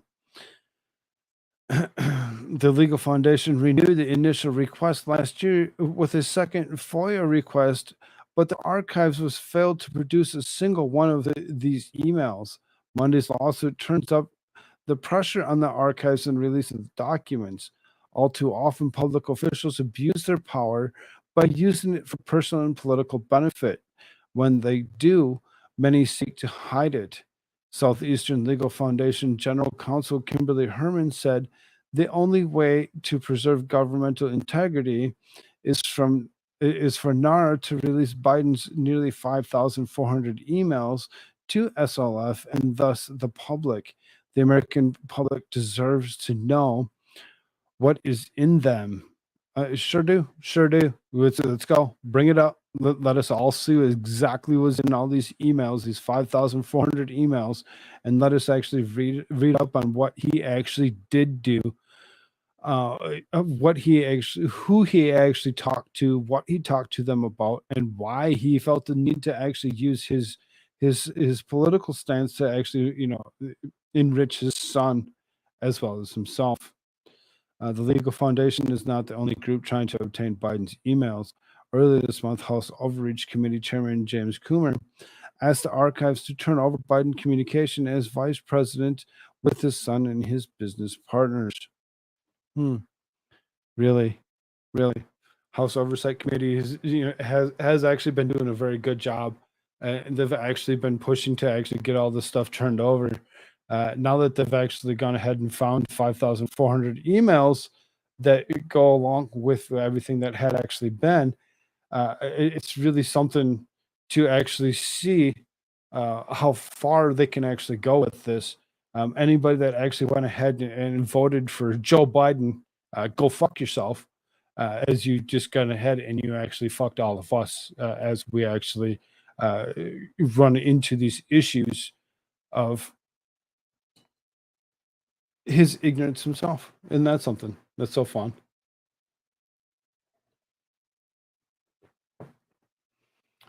Riverton says, love it, man. Gotta evolve and adapt. Of course. We gotta actually keep on doing different things.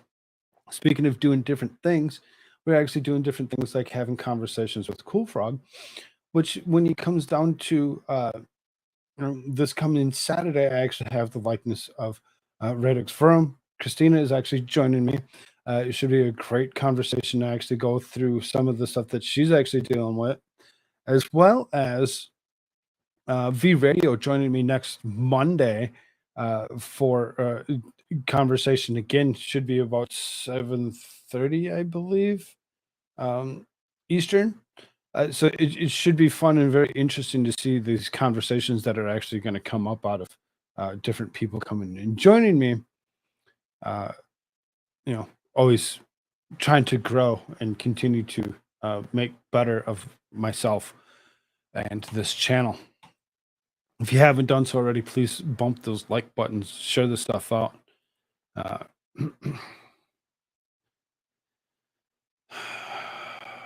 This guy. We're going to talk about Joe Biden in several different instances of phases of his life and things that he's actually falsely tried to convince us of that he's done. The Biden falsely claims to have convinced Strom Thurmond to vote for Civil Rights Act. He tells so many goddamn lies over and over again, just coming up with ignorant shit. Like, we're gonna believe him for what it is. Like, we're gonna believe him for anything that he has to actually say. Anything that comes out of his mouth has always been plagiarized or a lie. He doesn't know how not to lie. He just sits there and rambles in incoherent sentences about his life that didn't exist, that he wished to exist the way it actually was, so that he could actually be a better person, that he's really not. President Joe Biden made a false claim on Monday when he said that literally convinced former Dixiecrat Senator Strom Thurmond to vote for the Civil Rights Act. The president made an outlandish claim while speaking his 60th anniversary of the founding of the Civil Rights Legal Group, the Lawyers Committee of Civil Rights under law. Pause for just a moment. I thought things had changed. I was able to literally, not figuratively, talk Strom Thurmond into voting for the Civil Rights Act before he died. And I thought, well, maybe there's real progress, but hate never dies. It just hides. It hides under the rocks. Strom Thurmond, who switched to the Republican Party after years as a Democrat, voted against the Civil Rights Act in 1964 before Joe Biden had entered politics. Being that he was just 21 years old at the time, Strom Thurmond also died in 2003, many decades after the passing of the Civil Rights. Thurmond not only voted against the Civil Rights Act in 1964, he also holds the record for the longest ever filibuster opposing the Civil Rights Act in 1957.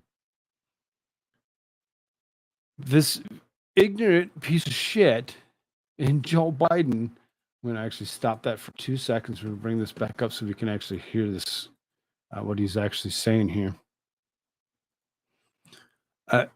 Just so freaking dumb. Does any idea what Biden is talking about? Strom Thurmond voted against the Civil Rights Act in 1964. He died almost 40 years later, and Biden was in college at that time. Mm-hmm. Ah, crap. Right here. It really seriously, what he really didn't take the screen down. Anyway, he says literally, not figuratively, he talked Strom Thurmond into voting for the Civil Rights Act before he died. No, he didn't. According to Fox News, the White House spokesperson later said that the president was instrumental in getting Thurmond's vote for Voting Rights Act in 1980. Doubt it. Whatever the president meant, he represents yet another serious gaffe in a long string of serious gaffes. For instance, he has often publicly said that his son Bo died in Iraq. Wrong. Even though he died of brain cancer after having previously served in Iraq, about 6 years later, here in the States, is where he actually passed. As Breitbart News reported, the president made a similar claim in 2022 while giving a speech in Colorado to designate Camp Hale as a national monument. He had been discussing the many sacrifices that soldiers make before citing his son Bo as an example. I say this as a father and a man who won the Bronze Star, the conspicuous silver medal, and lost his life in Iraq. He didn't lose his life in Iraq. Stop it. The following month, the president once again claimed that Iraq was where my son died. He wants it to be like that. He wants it to be there. He wants it to actually be there. That was actually the truth. If he thinks if he continuously repeats it, that he eventually makes it the truth, which is false in itself. Never ever does it actually make it the truth by completely being ignorant to the point and repeating yourself over and over again. The potato is every race, religion, and has done it all. Yep, it lived everywhere, across from fire halls, in different types and styles and neighborhoods, all wrapped up into one. They're gonna write this in history. Joe Biden did X, Y, and Z. They'll build his status everywhere. Yep, they're gonna actually continue to spread the lies, the ignorance that it actually be. If a dude can be a chick, all bets are off. Or maybe it was unicorns. Yeah, probably the unicorns. Go Hagen, so good. What's up, Clumsy? Good to see you, dear. Yes. Sweaty carrots. Tell everyone in your Discord, I'm sorry I fell off while driving. You were in my Discord? Hell yeah! See, that's the wonderful people that come along with actually going into that Discord. Though you might think Discord is cancer, you just never know who you're going to run into.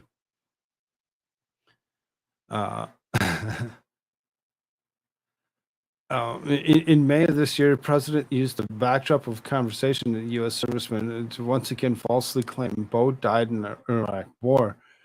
The president repeatedly made the claim during the visit to troops in the Marine Corps Air Station Okinawa in Japan. My son was major in the U.S. Army.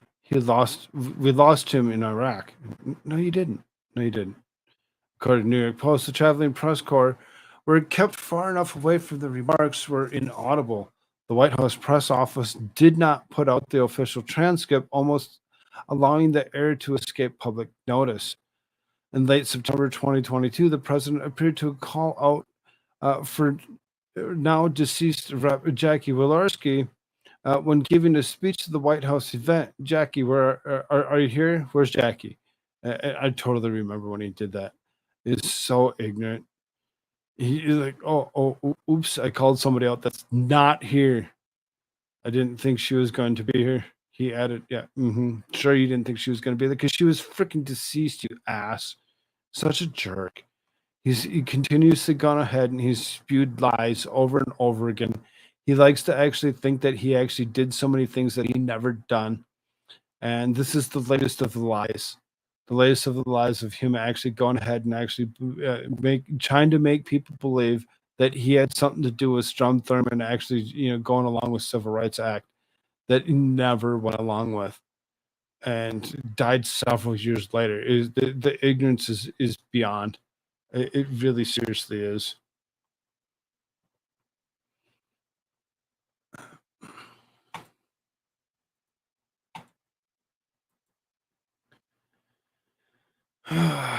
So then, as we think about it, as we move into this month of September, Biden to commemorate 9/11 attacks by stopping in Alaska. Oh, okay, wonderful. Thank you. Thank you for not doing anything. President Joe Biden is scheduled to commemorate the anniversary of 9/11 by making a stop in Alaska, foregoing visits to the site of terror attacks in New York, Pennsylvania, or Virginia. While in Alaska, on the anniversary, the president will participate in a memorial ceremony with members of military and their families. Vice President Kamala Harris and Second Gentleman Doug Emhoff will participate in the ceremony at the National September 11th Memorial and Museum of New York City, while First Lady Joe Biden will lay a wreath at the National 9/11 Pentagon Memorial. His wife does more than he does when it comes down to it. It's just amazing. Biden will be coming back from a September 10th trip in Vietnam, where he will speak with General Secretary Win Phu Trong about furthering bilateral relations, according to the White House. The White House did not respond to an inquiry in the Daily Caller and who the service members will be and why the administration chose Alaska for the venue. This year would mark the first time the president won't commemorate the terror attacks and one of the sites. Biden went to the Pentagon in 2022, Shanksville in Pennsylvania, for Flight 93 crashed in 2021. Former President Donald Trump and former President Barack Obama each visited either the Pentagon, Pennsylvania, or New York City, and on every 9/11 anniversary during their presidency. Former President George W. Bush visited Walter Reed Army Medical Hospital in 2003 to commemorate the second anniversary. So the ignorance of this asshole that can't actually take himself to the fact of actually going to any of these places to actually go along with the commemoration and memorial of this particular instance. He's going to actually be in Alaska. He's going to be in Alaska. Good for him. Glad that he can take another vacation somewhere else. Jackass. Jackass. I hate this guy. I really do. He really seriously irks me. We need to impeach the potato for what it is.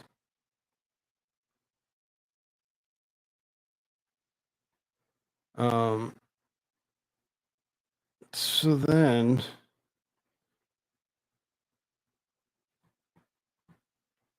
I'm going to actually cancel this one. I don't think we need to do that one.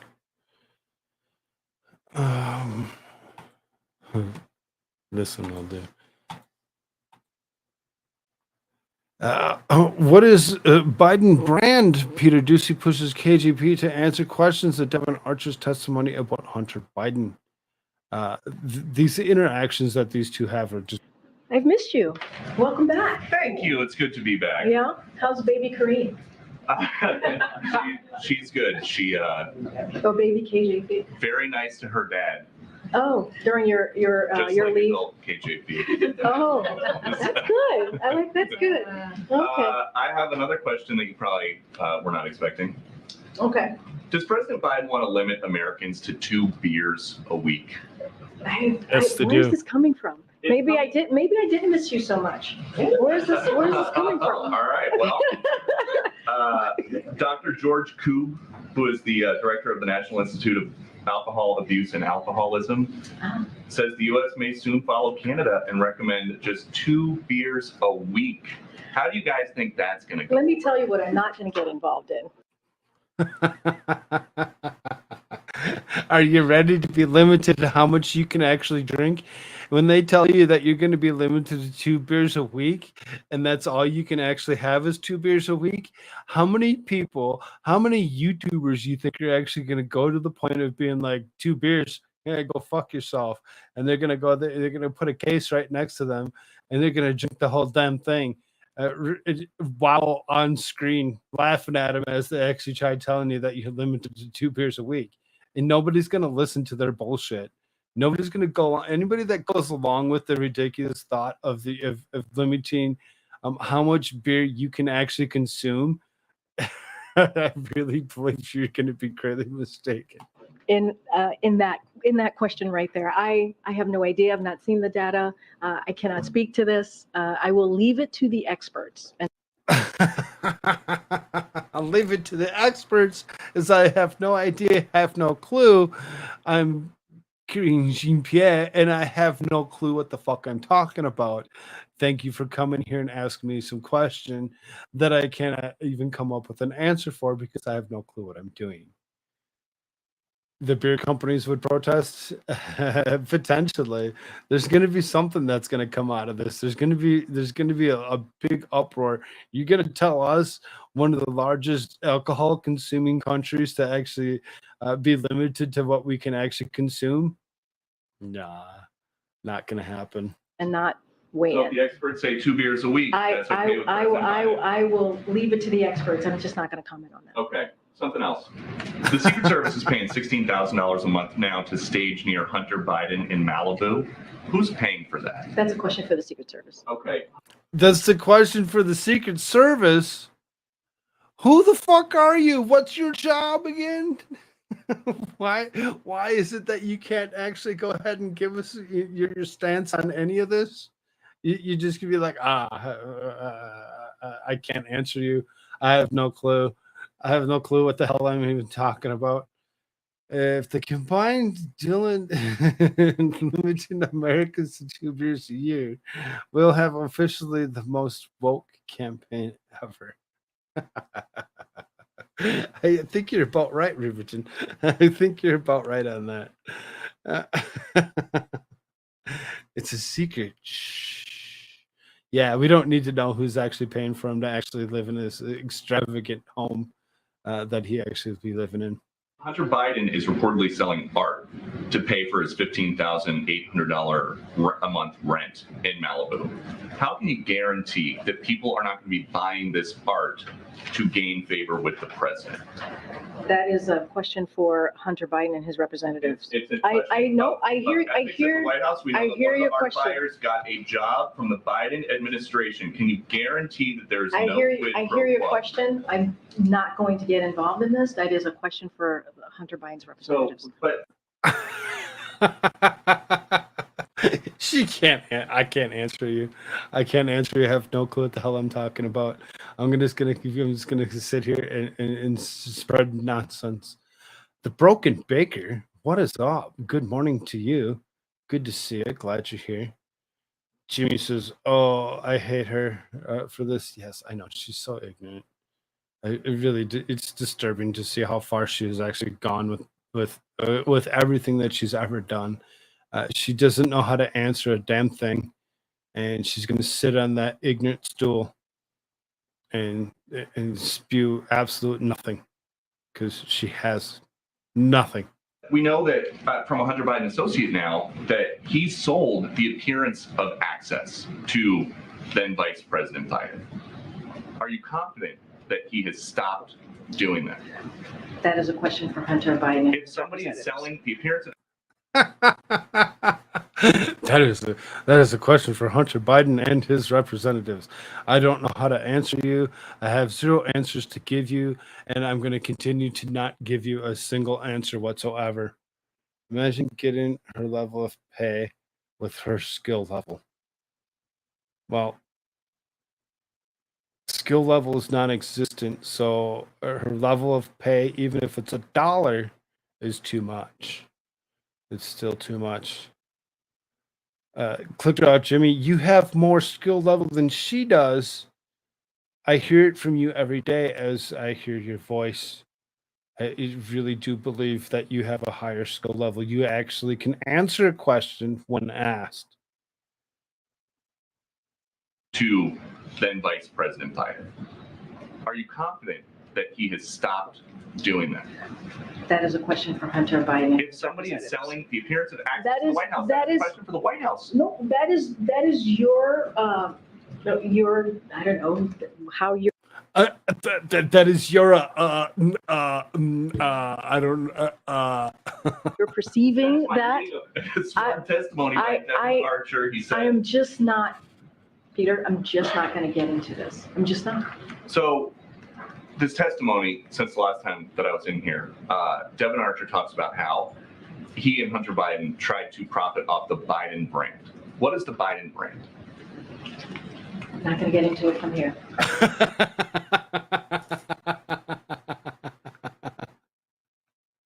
I'm not going to get into it from here. We're going to move on.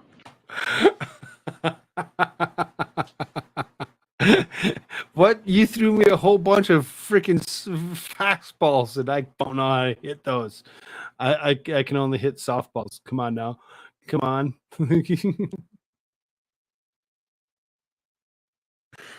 She's so ridiculous. Can't answer a goddamn question. Can't answer a damn question on what anything has to do with Joe Biden, Hunter Biden, or anybody else, as she's the one that's supposed to be able to answer any and all questions. That is her job. That is what she's intended to do. But she refuses.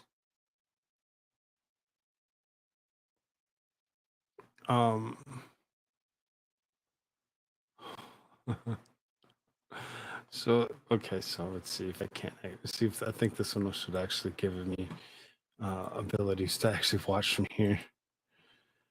White House mom after Joe Biden walks into Oval Office with his physician amid coughing fit.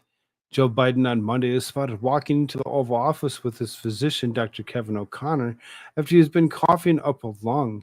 Biden reportedly coughed into his hand as he greeted children at Elite High Middle School in Washington, D.C. Imagine the headlines if Trump repeatedly coughed into his hand as he greeted children the first day of school.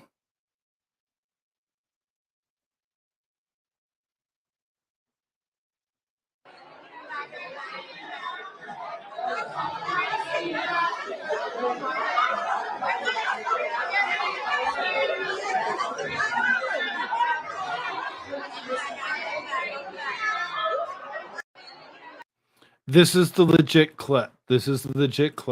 There's one that's out there that's edited as these kids are walking through that you can hear them actually chanting, "Fuck Joe Biden," or "Let's go Brandon." It's not true. It's not true. It's not true. This is those are edited, but the simple fact of him actually here shake here, shake my hand. Run, kids, run! Exactly, Jimmy. The White House press pool spotted Joe Biden walking into the Oval Office with personal physician in a coughing fit. The reporter asked Karine Jean-Pierre about the physician's visit. The press pool spotted the president walking into the Oval Office with his physician. They keep on repeating themselves. They like to do that. Question is the press pool spotted the president walking the Oval Office with his personal physician, Dr. O'Connor, a few minutes ago. Is there an appointment? Did he have a meeting about a health concern? This is the first time I'm hearing of that. Clearly, I did not see that, so I can't speak to that. I just don't know. I just don't know. I just don't know. I can't answer a single fucking question on anything. I have no clue. I have no clue why I'm standing here. I'm just told that I should actually stand here and try to look pretty. She doesn't even do that. Doesn't even do that. She does a horrible job. Thank you, Green Trash Pierre, for your ignorance. Suzanne, what is up with a Canadian $10? I appreciate that. Thank you so much. Thank you, thank you, thank you. The one about the Secret Service is the best.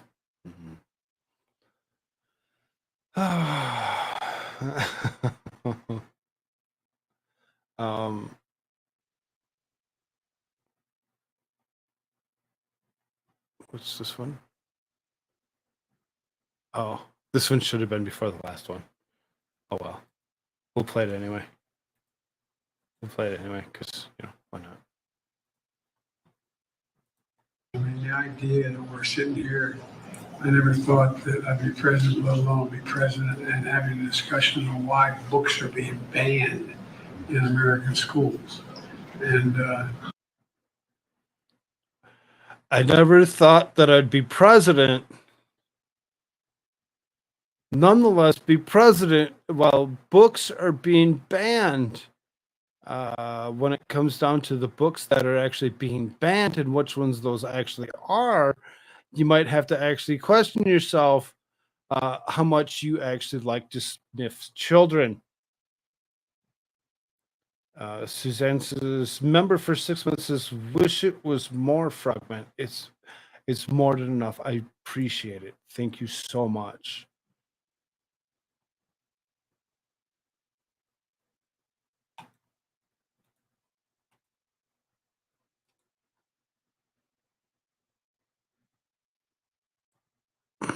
So then, if that wasn't enough for you, let's go listen to somebody else and their gaffe.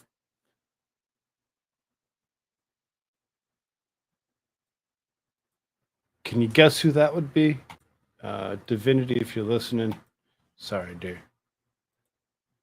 So you've shared a bit of it. Part of what is happening. So women, like the women in Iowa, if the stay is lifted for any reason, will have, by my count, is roughly maybe 2 states they can travel to seek reproductive care, to seek abortion care. Okay. So what that means is Iowa. Minnesota's just above it. They have it all the way through to birth, and then Illinois to the side of them, which is all the way up into birth. Oh, looks like they're not having too far to actually travel. I don't think they need to actually make it to 2 states to actually do whatever it is that they're disturbing they want to do. Who seek abortion care are mothers. So who else would be seeking abortion care?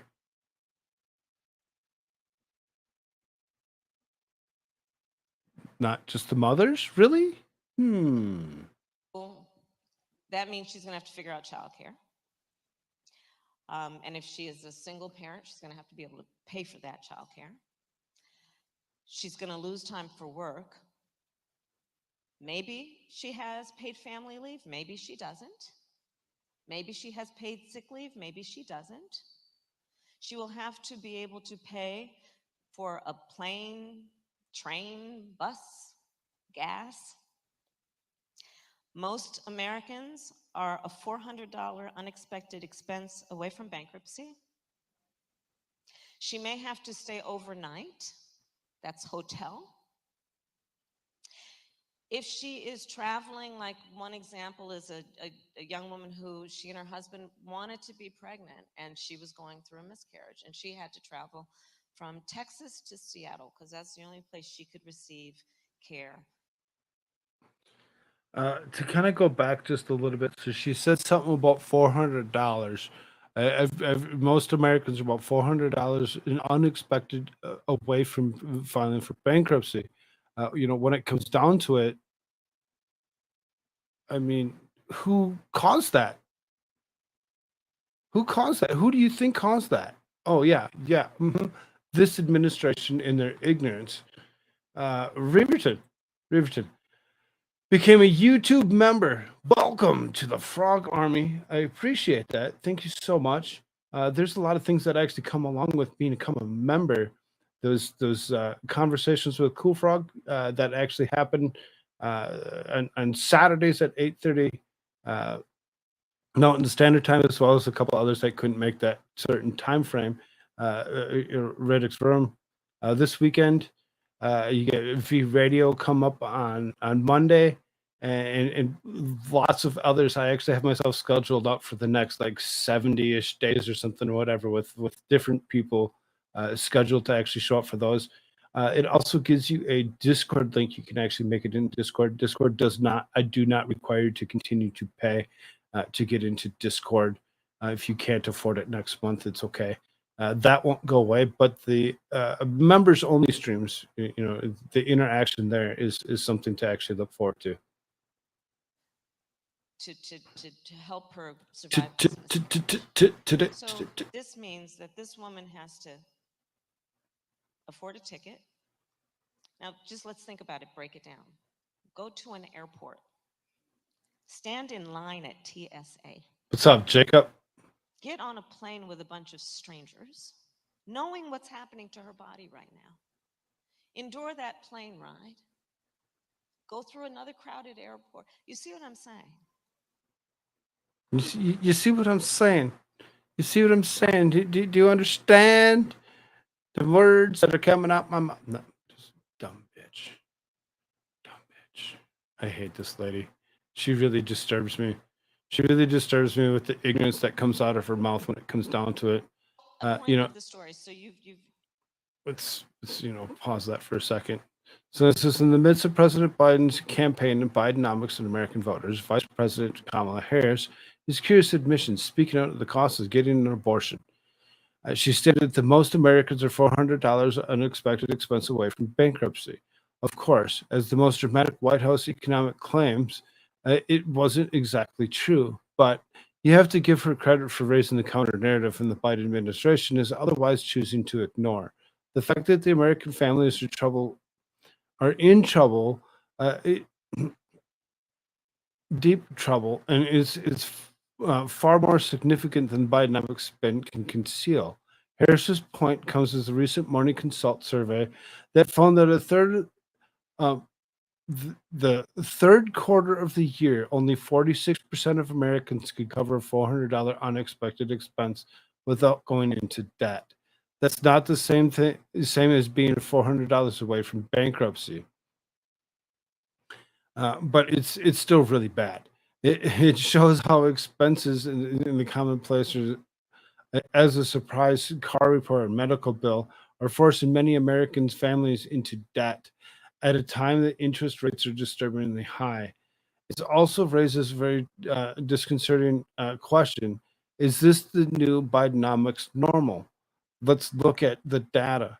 The Lending Club's paycheck to paycheck report of the June confirms the Morning Consult survey. It found that the majority of Americans, 54%, were living paycheck to paycheck. That includes 53% of consumers who earn $50,000 to $100,000 per year.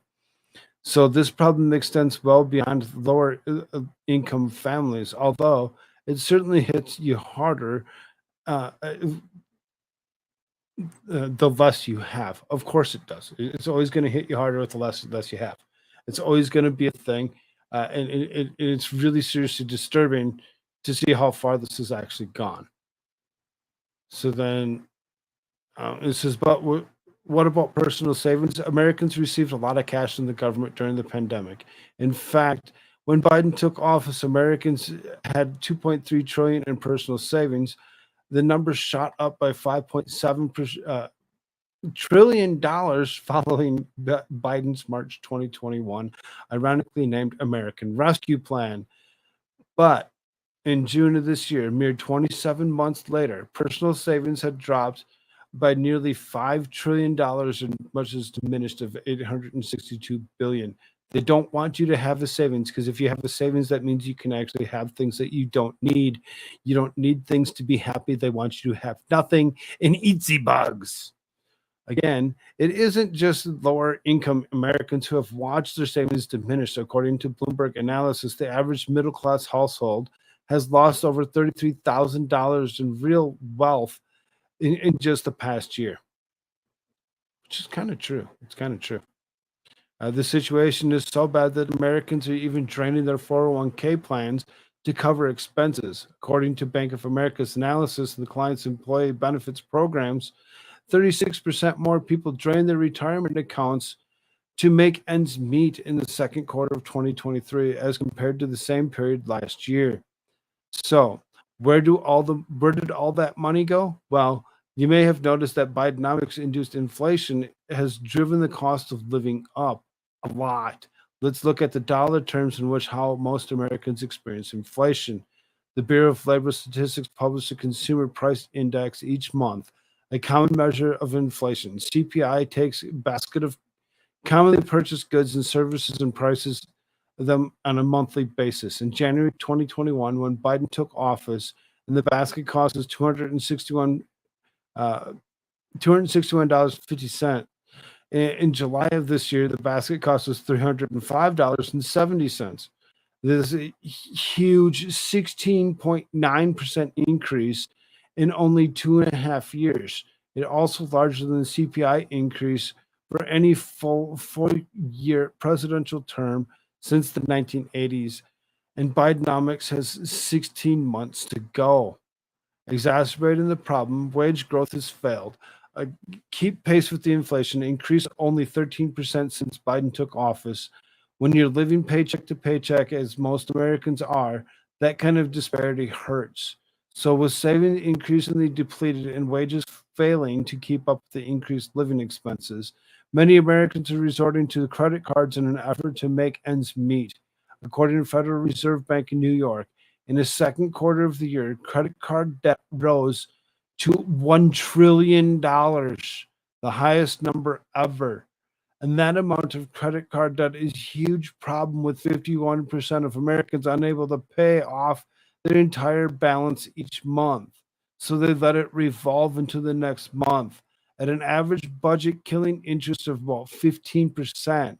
According to J.D. Power's recent annual credit card satisfaction survey, perhaps more disconcerting, Wallet Hub reports that the current average credit card interest rate is slightly over 22%.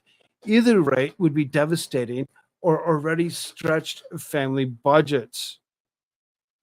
Bottom line, when you read the Bidenomics is working, know that it's not. Claims to the contrary are simply untrue. In reality, a majority of Americans are unable to cover common but unexpected $400 expense because the cost of living is way up. The real wage growth has failed to keep pace. So they're draining your savings and retirement accounts and maxing out their credit cards despite crippling interest rates. This is a Bidenomics in a nutshell, and it will be the new norm. Unless we make a change next November. Next November.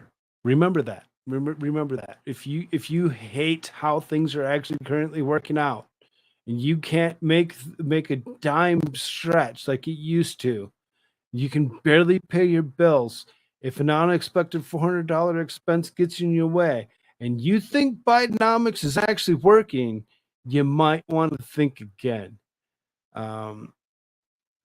Savings equals telling your employer to F off. Free market requires eases transition of resources, including labor. Inflation is held at bay only because stagnant wages sort of limit it. The catch is Trump presidency will create a boom that will unleash the inflation. It's a lost situation. Maybe, but I'm not so positive about that. No, I'm not so positive about that. I think there might be some more things to actually think about when it comes down to it. And if you think that Biden or that Trump is actually going to be the worst thing for inflation, I really would like to actually I would like to beg to differ. I don't see that as being the truth. I would actually think it might actually get just a little bit better as he would actually stop this Bidenomics, whatever they like to call it, the Inflation Reduction Acts, and all this other bullshit that Biden's pushed to make things worse than what they already had been. I don't see it as getting how it could get any worse under anybody else. Biden is the worst thing for this country. He's always been the worst thing for this country. He'll never be the answer to anything ever. And really, seriously, even before he became president, believed just that he was the most worthless pile of scum ever. And I would like to hope that Trump would actually take us out of that particular disaster.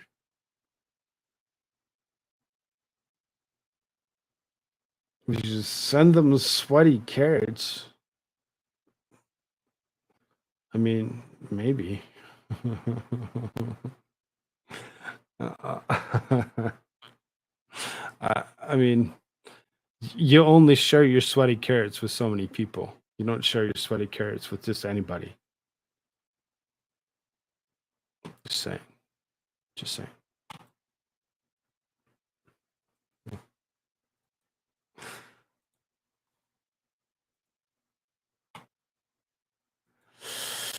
Labor market implodes. Job opening created prior data unexpectedly revised sharply lower. You don't say. For months, we've been warning about the time when the U.S. economy is careening in a hard landing recession and manipulated, seasonally adjusted, and politically goal-seek job openings. Data released as part of the DOL's JOLTS report is sheer rubbish. Today, the BLS finally got the memo, with the consensus expecting only a modest drop in July job openings of 9.582 million to 9.5 million. What the BLS reported instead was a doozy. In July, there were just 8.827 million job openings in the first sub 9 million print since March 2021. It was also the third biggest miss on record. Huh. What? Everything that they're actually telling us is we actually have the most jobs, the most this, the most that, that this is the best economy that we've ever had.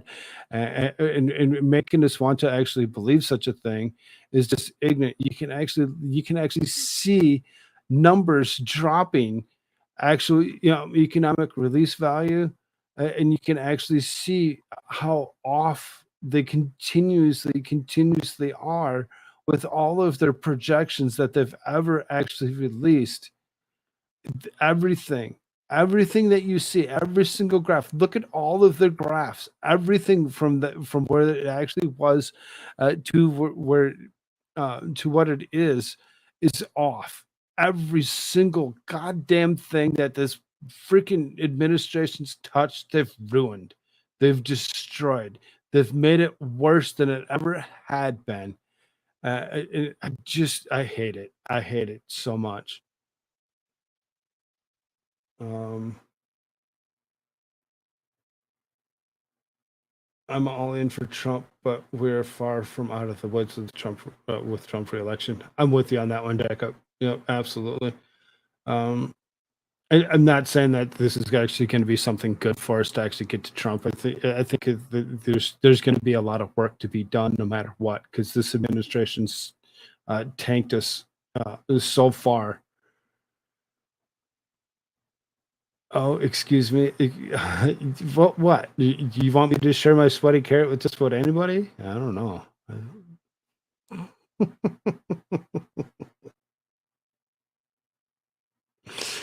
He just gave me a memo, Mimsy. How was I to know? Yeah, see?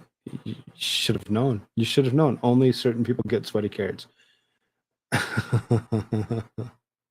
Just show me on the doll where the economy touched you. You turn the doll around and point right at its ass. That's where it touched me. So freaking deep and hard that it hurt.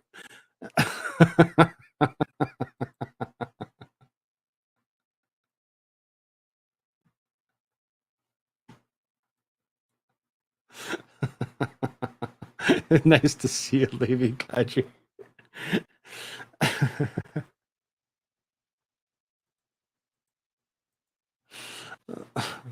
So, again, something to lighten our moods just a little bit. We get to hear from Kamala Harris. We found out a lot of people are feeling discouraged about voting. Yeah. So what is your message to those people, and what would you tell them to get them to the polls? In 2020, in the height of a pandemic, when there was so much loss of life, loss of normalcy, people lost their jobs, people lost hope, but they saw and felt something to know that they matter and that their voice matters through their vote. We now have capped the cost of. There's a weird little cut in there. If this is deep faked, I'm going to be very freaking pissed off. I've looked into this and actually watched this a couple different places, so this should actually be legitimate. We capped the cost of insulin. $35 a month for seniors. It was already at $35 a month beforehand. You took what that actually was there, what was already in place off of executive order from Donald Trump, removed it, trashed it, turned it into nothing, and said, "Here, look, we're gonna fix it," and put it right back to where he already had it. Fucking dumb. We are now in the process of removing every lead pipe in America. We are now in the process of getting every person in America access to high-speed internet. Oh, yay! Everybody gets high-speed internet because, if you didn't already have high-speed internet and you were unable to actually come along and actually join us in this awesome adventure, what were you doing? What were you doing? Are you seriously that secluded? I'm in this tiny, dinky little town and my high-speed internet works great. We have created 13 million more jobs, and we, by my estimate, are dropping about $1 trillion to deal with the climate crisis around adaptation, resilience, and what we need to do around building a clean energy economy. The work we have done, the billions of dollars we are investing in our HBCUs, which are, I think, historically black colleges and universities. Oh yeah, those things that Donald Trump actually went ahead and actually made and used and instilled to actually, make the economy better than what it was. He helped all these colleges. All the ignorance that comes along with this, if you don't believe me, I can go ahead and I can pull up all of the accomplishments and we can go find it. We can go find it where he actually helped out all these historically black universities and colleges. I mean, but okay, let's go off of what you have to say because we don't want to believe anything that comes out of Donald Trump. Most know centers of academic excellence, but have for too long been underfunded. Our administration is doing that. So because people voted in 2020, these things are happening. The vote matters. These things are happening. The vote matters. Are you sure? Are you sure that the vote matters? Are you sure? Because when it comes down to it, I'm pretty sure that there's something kind of tomfoolery that just kind of maybe have happened. But I really don't want to actually go that far with it and actually say that was what it was, because we know Joe Biden's the most legitimate president ever with the most votes, and why wouldn't he have the likeness of you as his vice president? I hate that lady. I hate that lady. I really do. She just pisses me off over and over again.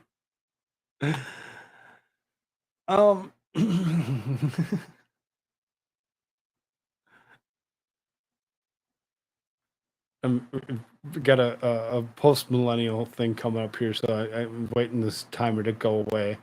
that happens every single time you go to an article over and over again. They like to show you the same ad. So here we'll go with this. Shill Shady, a triggered Eminem demands Vivek Ramaswamy stop performing his music. Oh, stop rapping my music. You're ruining my life. Expo 75 over on the Rumble site. Good to see you. Glad you're here. Says a third world war is already planned years ago by the deep state. The one that we're currently in. Oh, okay. And I think if you missed it, you might want to go back to the very beginning of the show and actually catch everything that actually went along with that particular instance. Putin for 2024 is that North American people do not allow themselves to be robbed of the of certain things. Yes, we're on YouTube, so if my edited speak is just that. It's edited speak. There's certain things that we just can't say. She drives me nuts too, Frog. I know. I'm sorry. I bring her up over and over again. Eminem is a cuck. Yes, Eminem is a cuck. During this year's Iowa State Fair, entrepreneur and Republican presidential candidate Vivek Ramaswamy wowed the crowd as his impromptu performance of Eminem's "Lose Yourself." Not everybody is impressed, however, including the rap god himself. Marshall Mathers has since sent a cease and desist letter to Ramaswamy via Music Licensor Broadcast Music, BMI, demanding that he refrain from performing his music at a campaign trail. According to the Daily Mail, the August 23rd representatives of BMI told the GOP contenders' lawyers that the company had received communications from Marshall B. Mathers III, professionally known as Eminem, objecting to Vivek Ramaswamy's campaign use of Eminem's music composition in the Eminem works. And the request of the BMI remove all Eminem works from the agreement. BMI went on to state that it will consider any performance of Eminem works by Vivek 2024 campaign from the date forward to be material breach, an agreement for which BMI reserves all rights and remedies with respect thereto.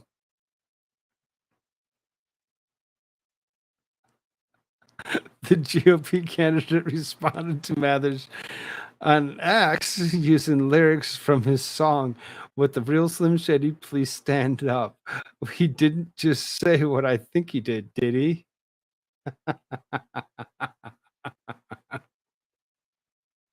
He did. He totally did. He went ahead and he just quoted your shit, threw it right at you. Really?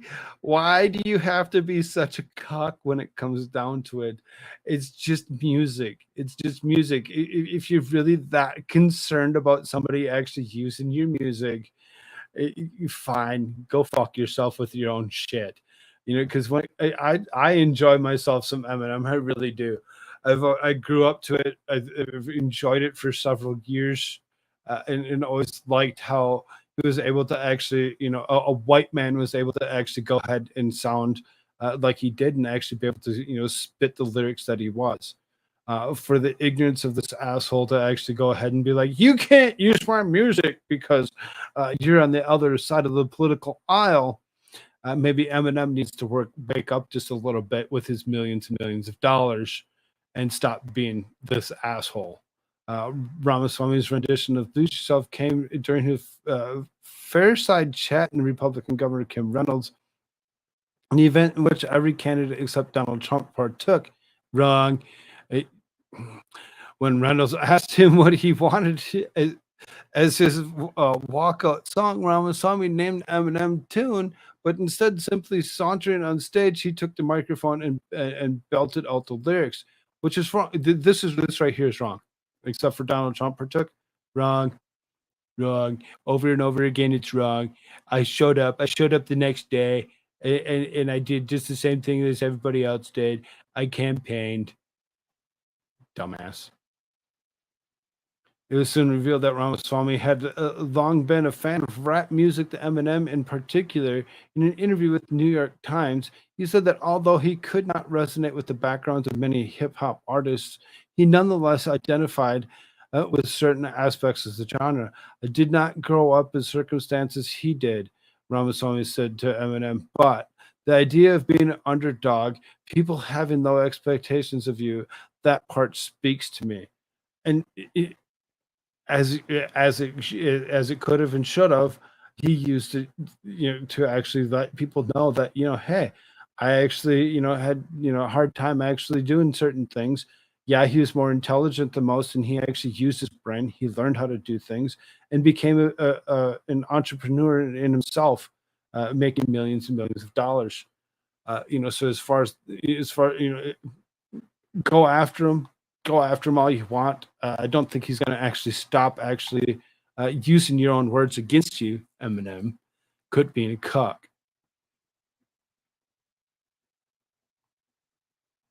And Vivek replied, "Thanks for the free press." Yes, exactly, exactly.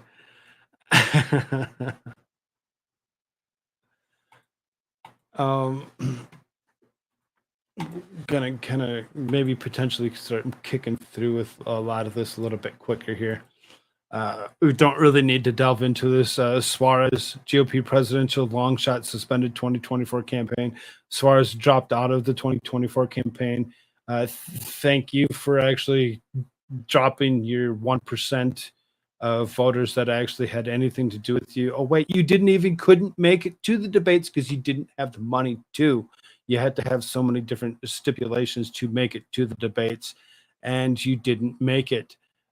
Good thing that you decided to actually suspend your actual reach and you dropped out of the race. Midnight Toker, what's up? Good to see you. Glad you're here. A federal judge orders second hearing removing Georgia election case. Maybe this might be something that I should add to tomorrow's particular. Maybe. We'll see. I really don't want to get into this Georgia election case right now. Not 3 hours into the show. I just kind of I'm to the point of I'm pretty much almost good for the night, and I got a lot left. So I won't actually take away the bookmark. I'll leave that in the back just in case that's something that comes up tomorrow. Newt Gingrich breaks DC's code of silence. The real corruption is Hillary Clinton and Obama. Biden is the smallest of the three players. Oh, oops. Newt Gingrich is speaking up. Newt Gingrich has broken the code of silence that surrounds the U.S. Capitol and named who is behind the real corruption in the upper echelons of Washington, D.C. swamp. The Republican former Speaker of the House lifted the lid during the interview with Mark Levin on Fox News. The depth of the corruption is breathtaking, and frankly, the more I dug into it, the more I've studied it, and the more stunned I am, and how people like you and me have been sort of sleepwalking, not realizing the scale and corruption taking over the system, and now it's all coming out of the open because they're so terrified of Donald Trump, and they also figure if they can take out Trump, they can take out anybody. They they can own the electoral system, I'm sorry, and can own the courts. They can own the prosecutors, and they can monopolize our politics and our government forevermore. It's important to understand Biden is the tip of the iceberg. The real corruption is Hillary Clinton, Barack Obama, and Joe Biden is the smallest of the three players. He went on to say that Biden is clearly cognitively disadvantaged. He went to Maui and talked to people about how he had thousands of people killed in a fire. Made up a totally false story about how he could um, empathize because they have had a home fire which turned out to be in the kitchen. I mean, you watch him in Maui and you think to yourself, he can't be commander in chief. He's not cognitively capable and not in touch with reality. He's really not. He's really not. Newt Gingrich to actually step up to the plate and actually tell it exactly how it really is awesome to see. He's actually calling it the way it really should be. And you can see this guy here, Mr. Obama, most likely is the guy that's sitting in the basement in his sweatpants as he's actually sitting there pulling strings for the guy that's actually sitting there on stage with an earpiece that he actually alluded to potentially doing back about 3 years ago himself. So when you think about it, it's really something. I have a fun fact for you about the full super blue moon. What's that? What's that?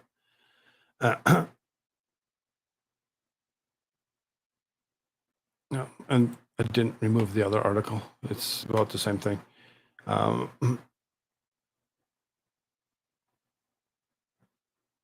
They're scared to death of Trump. They sure are. Absolutely. Without a doubt, they're scared of him. They're totally scared of him. They don't want him to actually be something that that they actually see him being. Vicky T, sleep well, dear. I'll talk to you in the morning. The election results may shock you. They own the electrical system. Mark Meadows testifies to bid the remove Georgia indictment to federal court. Okay, that was also the other one. So we're going to actually go and close that one. We'll actually we'll see what we can do tomorrow about those particular articles that I skipped. Good to see you, Nick. Glad you're here. So it's actually the second full moon in the month, right? Which makes it the blue moon, which is considered rare, hence the phrase once in a blue moon. Right, exactly. That's where the term blue moons come from. This is the second moon in a month. It usually doesn't happen in August. It usually happens in September. They exaggerate their fears. Sure do. Backlash to Trump mug shot is growing, particularly among black men. Oh, really? Intoxicated by the thrill of humiliating former President Donald Trump, for the fourth time, Democrats opted to take the release of the mugshot following his arrest in Fulton County. It is serious miscalculation and realization of the foolish, unforced error of just beginning to sink in. Perhaps the most immediate consequence of the colossal blunder was the instantly catapulted Trump to legend status in the eyes of black men who lined the streets in motorcade when he was in Fulton County. On his way to Fulton County Jail last week, they see the mugshot as a symbol of a man sticking it to the people, a feeling with which they are intimately familiar. On Friday, rappers Chief Keef and Lil Pump showed their support for Trump in social media. Lil Pump posted his mugshot next to Trump's on Instagram with the caption, "Free Trump." Chief Keef posted a photo of Trump flashing a gang symbol saying he good in the hood, and predicted that if Trump ever gets convicted, he would run the prison.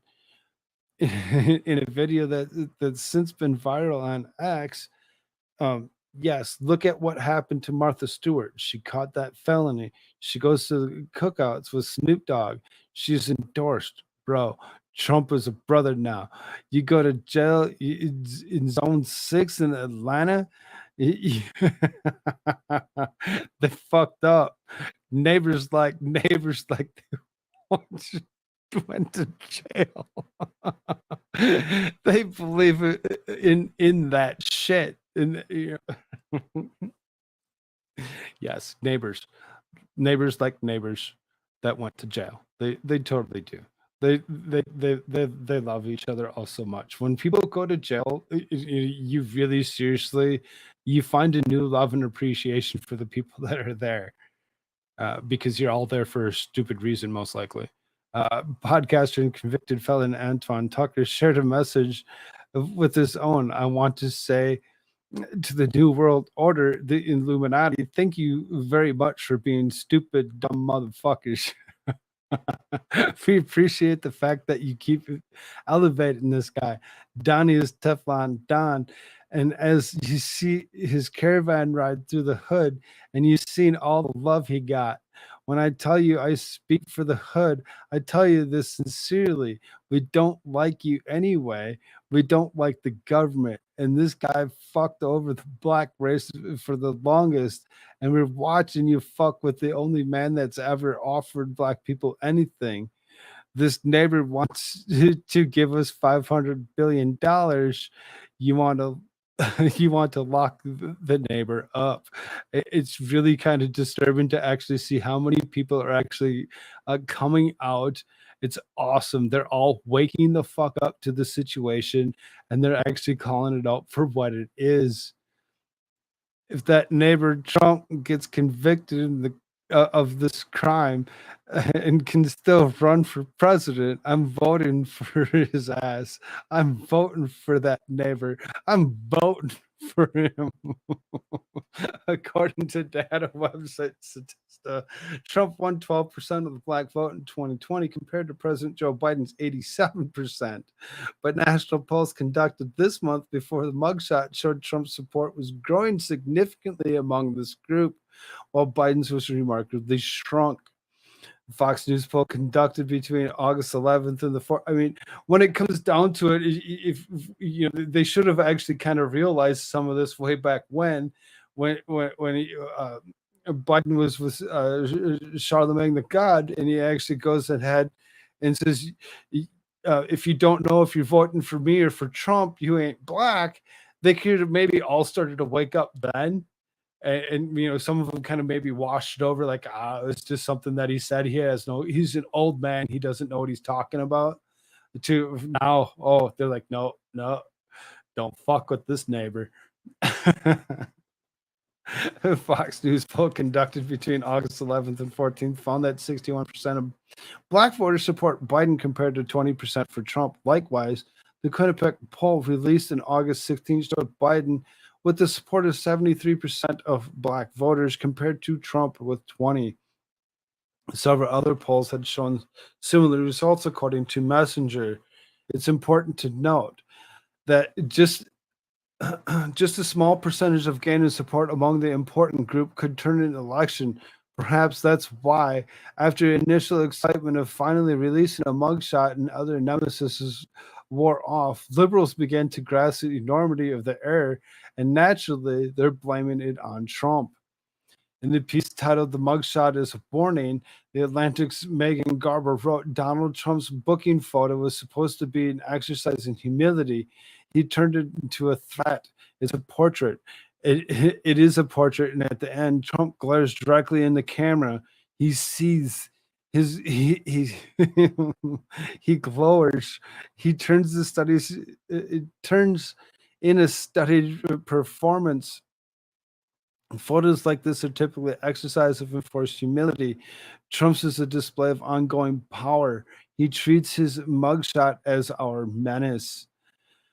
In an equally tone-deaf article, CNN's Stephen Collison explained, Trump has weaponized every aspect of his legal struggle to supercharge the cult of victimization and vengeance that drives the political appeal. Trump quickly posted his book photo of the Truth Social Network and used it to return to X. His campaign is already plastered everywhere, likely to help raise the cash he's spending in his defense and turning his shame into a new kind of power and another affront to the justice system. He notes, for any other politician, a mugshot would be the end. For Trump, it's a springboard. Unable to resist another opportunity to humiliate Trump, the Democrats may have just triggered a chain reaction that they're powerless to stop, and it will hurt them. It's going to hurt them tremendously. It's just so bad. Blue Moon. Yes. I guess the Marcel's are on deck. Sup, nerds? What's up, Lefty? Ben Frell, good to see you. Glad you're here. Bernie Mac, look at that beard. Classic. Yes, thank you. Thank you. I appreciate it.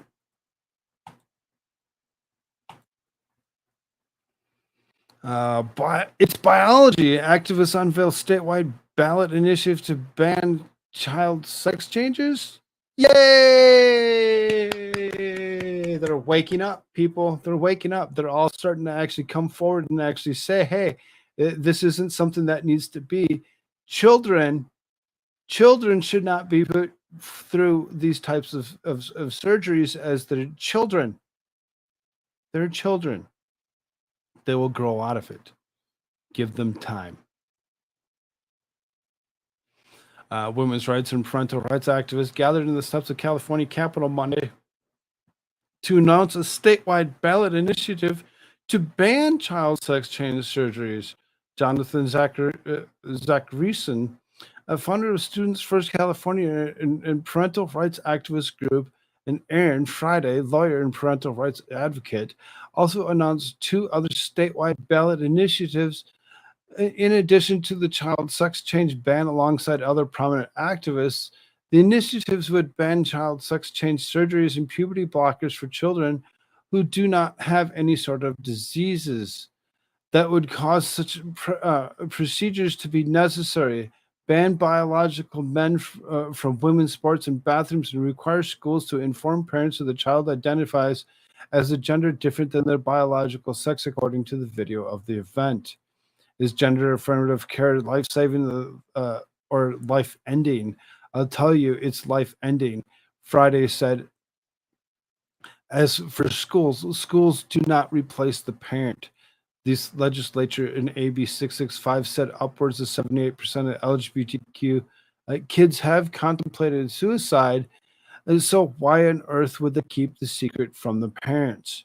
Because they don't want the parents to know. They want to actually continue to do this because it makes them money and it helps them reduce the population that they wish to reduce.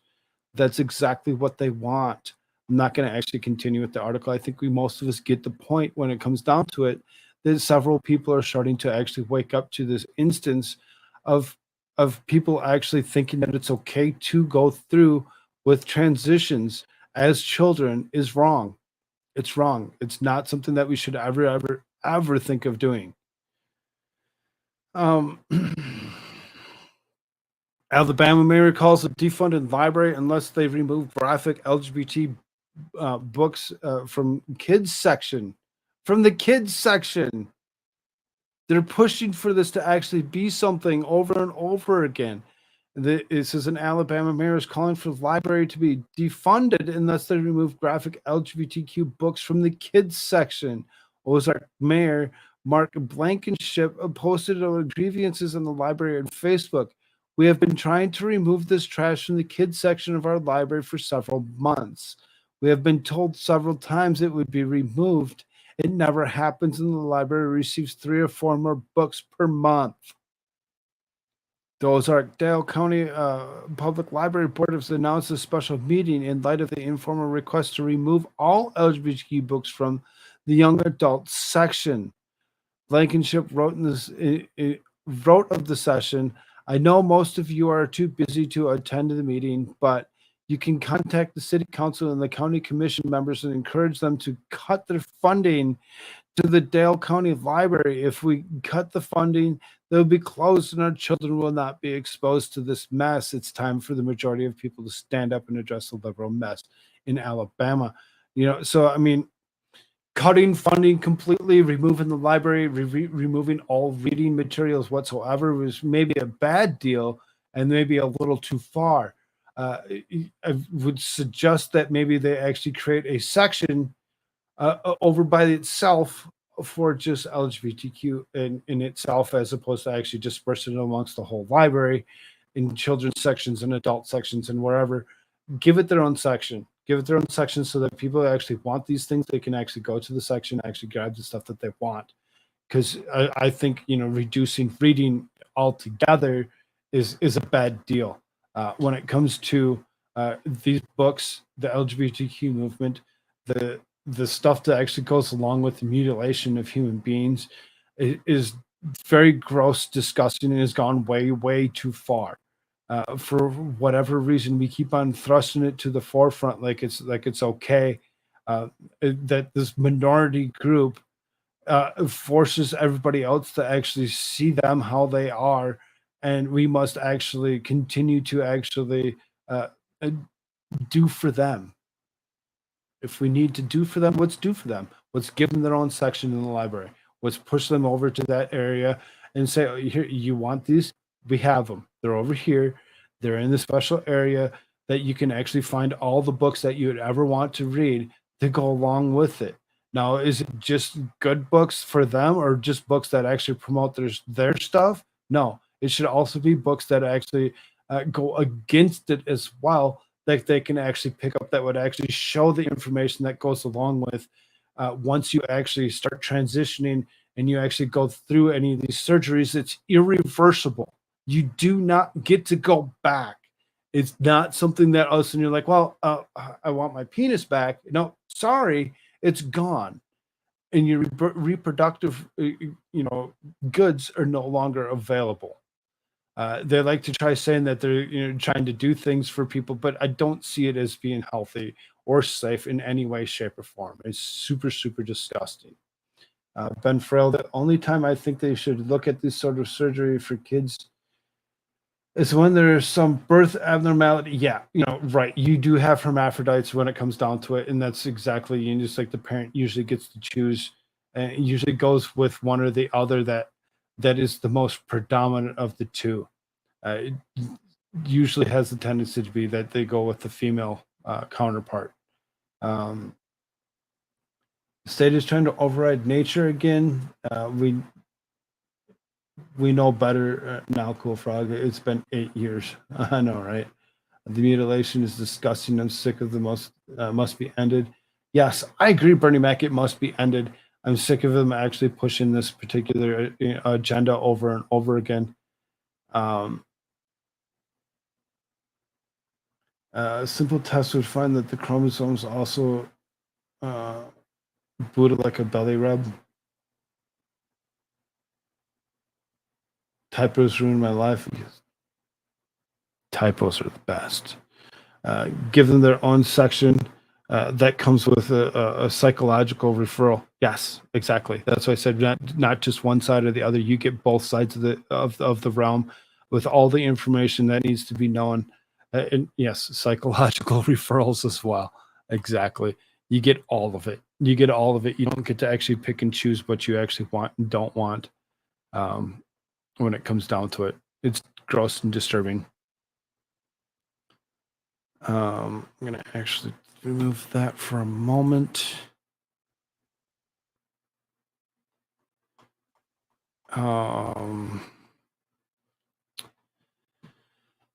I'll just read this as opposed to actually playing the video. White House Press Secretary Karine Jean-Pierre, if we haven't heard from cringe enough tonight. A complicated issue. Fox News' Hillary Vaughn questions Jean-Pierre and whether President Joe Biden agrees men dominate and putting women at physical risk in the women's right issue. Look, and again, we've talked about this multiple times. It's a complicated issue, and there would be a wide range of views in this. The Department of Education proposed a rule, as you know, that gives schools the flexibility to establish their own athletics policies. And so while establishing guardrails to prevent discrimination against transgender kids, and what is something that is incredibly important, that the president wants to make sure that we also do that as well. But as he has granddaughters, does he care what girls are allowed to compete in sports without fear of injury? Does he think it's fair for girls to have the complete against biological men? She says, I just answered the question. It is a complicated issue, and it's truly a complicated issue with a wide range of views. A wide range of views. There's no yes or no answer to this. It's complicated. There's a rule the Department of Education has put forward, and we're going to let the process move forward. And it is, again, we want to make sure that while we establish guardrails in this rule, that we also prevent discrimination as well as against transgender kids. But again, a complicated issue with a wide range of views, and we respect that. The Department of Education released a proposal earlier this year to ensure that Title IX protects men from who identify as women. Education Secretary Miguel Cardona said during the May interview that Title IX must allow male athletes to compete against women to protect students from elected bullies. Elected bullies. Let's go put the men in the same freaking room with the women. They get to change in front of them. And they get to show off their genitalia, and freak everybody out as they actually see, as they're using these blockers that they go ahead and they're shrinking and they're actually turning into something that they're not intended to actually be by uh, the way they're supposed to be, when that God created you to actually be. Female athletes have decried having to compete against males identifying as male in sports and consistently losing to their male competitors due to biological differences. There's a massive difference between a man and a woman when it comes down to it, and people are so ignorant and don't really even see it. They don't want to see it.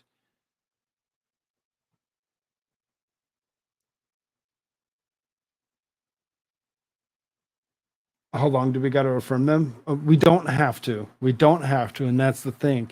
That's the thing. As long as we actually continue to affirm them, it's really seriously going to continue. It's going to continue.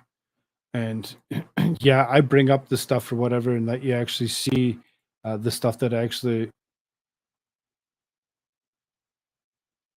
Oh, that's no longer there. It looks like that tweet it got yeeted. There's a tweet from. Oh, really? All right. Well, there was a tweet that was up by Post Millennial that was actually about this young kid who was in public schools that had a Gadsden flag on his backsack, and he got removed from the school for actually having the Gadsden flag on there. So then the teacher that had the issue said that it was related to things in and around the Revolutionary War, and that he can't have that flag on his backsack any longer, and he needed to be removed from the bag, or he needed to actually remove himself from the school. There's quite an argument between the two. I'm going to see if I can't actually find that again tomorrow, and I'll see if I can't actually bring that up. uh, that's kind of disturbing. That was kind of one of the things that I wanted to actually hit on. Go figure. Um, again, I'm kind of skipping through some of the stuff that I have here, and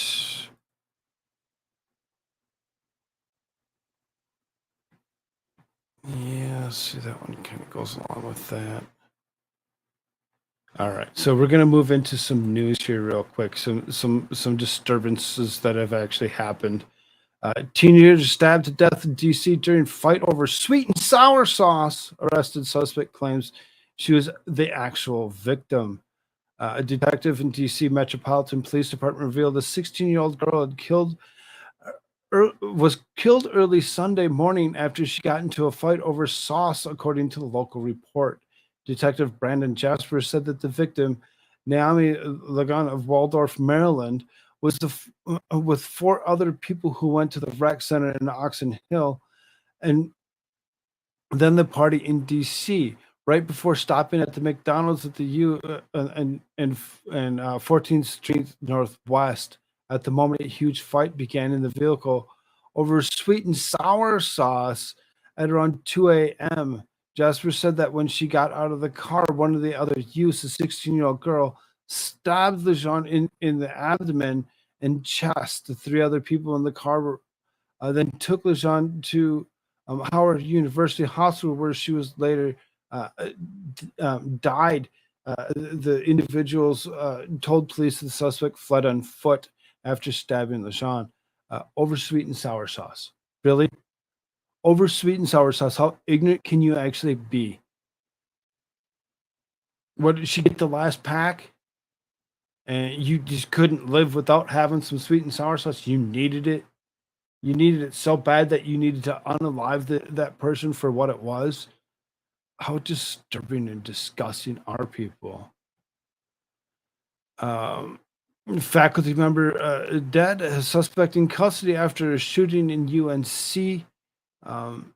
yes, as you can tell, we're actually getting down to the very end. We got into the news section of this. On Monday, gunmen opened fire in University of Carolina's Chapel Hill campus, killing one member of the faculty.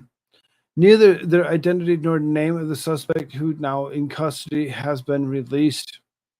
According to UNC Police Chief Brian James, the shooting took place in Cottle Labs. Shortly after 1 p.m., student and staff were asked to shelter in place as authorities carried out a search for the person of interest. An hour and a half later, he was apprehended and taken away by officers. James confirmed that the person of interest depicted earlier in the day by UNC police was a suspect. We are sure it's him, and we're able to verify that. We certainly want the opportunity to interview the suspect if that's possible, and to actually have the suspect in custody gives us an opportunity to figure out and why and even how it was. It also helps us to uncover the motive and really why this happened today. Why today? Why at all? Right? Why at all? Why is anybody actually? Why there's so many mentally deranged, disabled people that have the tendency to continuously go and unalive others for what it is? It's so gross and disturbing. Must be the be a neon moon. I mean, potentially, when it comes down to it. But this is stuff that's actually been happening for the longest time, over and over again, every single day. There's more. There's new. There's more ignorant people that are out there that are doing just this.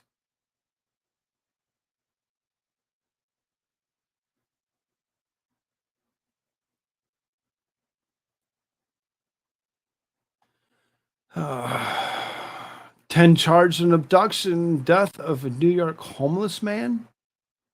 10 people have been charged with the abduction and death of a homeless man reported missing in the spring of Ithaca, New York authorities announced Monday, 100 days after police say he was kidnapped. 33-year-old Thomas Raths, believed abductors, have charged with 2 of the 10 suspects, 48-year-old Angela Beers and 31 Jonathan Glennon, facing second-degree murder charges. State police said this in a statement. More arrests are coming, according to New York State Police Captain Lucas Anthony.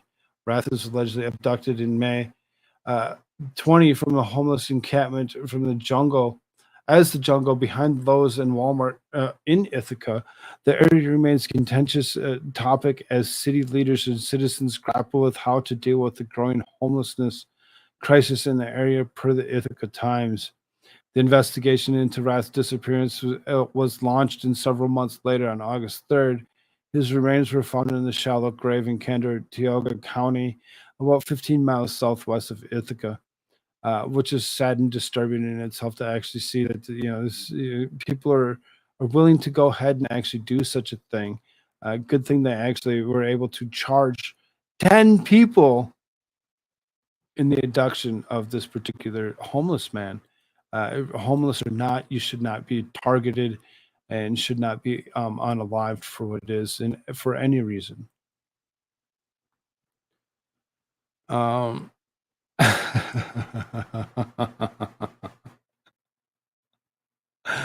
all right, so I'm gonna actually close that one. We'll do this one. I'm gonna actually show the screen. It was supposed to be a good laugh after hearing all that disturbing crap that came out of people actually doing just that, being ignorant. So this is man versus street. So this is obese or healthy. Is it okay to be fat? No, I don't think it's good for people to be unhealthy. I think it's okay to be fat. Everyone has different lifestyle habits and their bodies are built differently. So What do you guys think about Lizzo? Do you think she's like healthy? Fuck yeah. She's vegan. Like, she's active. I'm seeing her on TikTok. She's dancing. She's working out. Do you think Lizzo?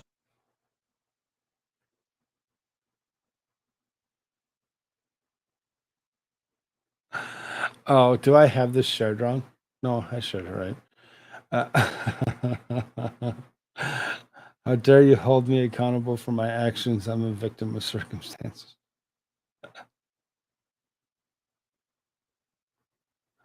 Sounds like a ritual murder, potentially.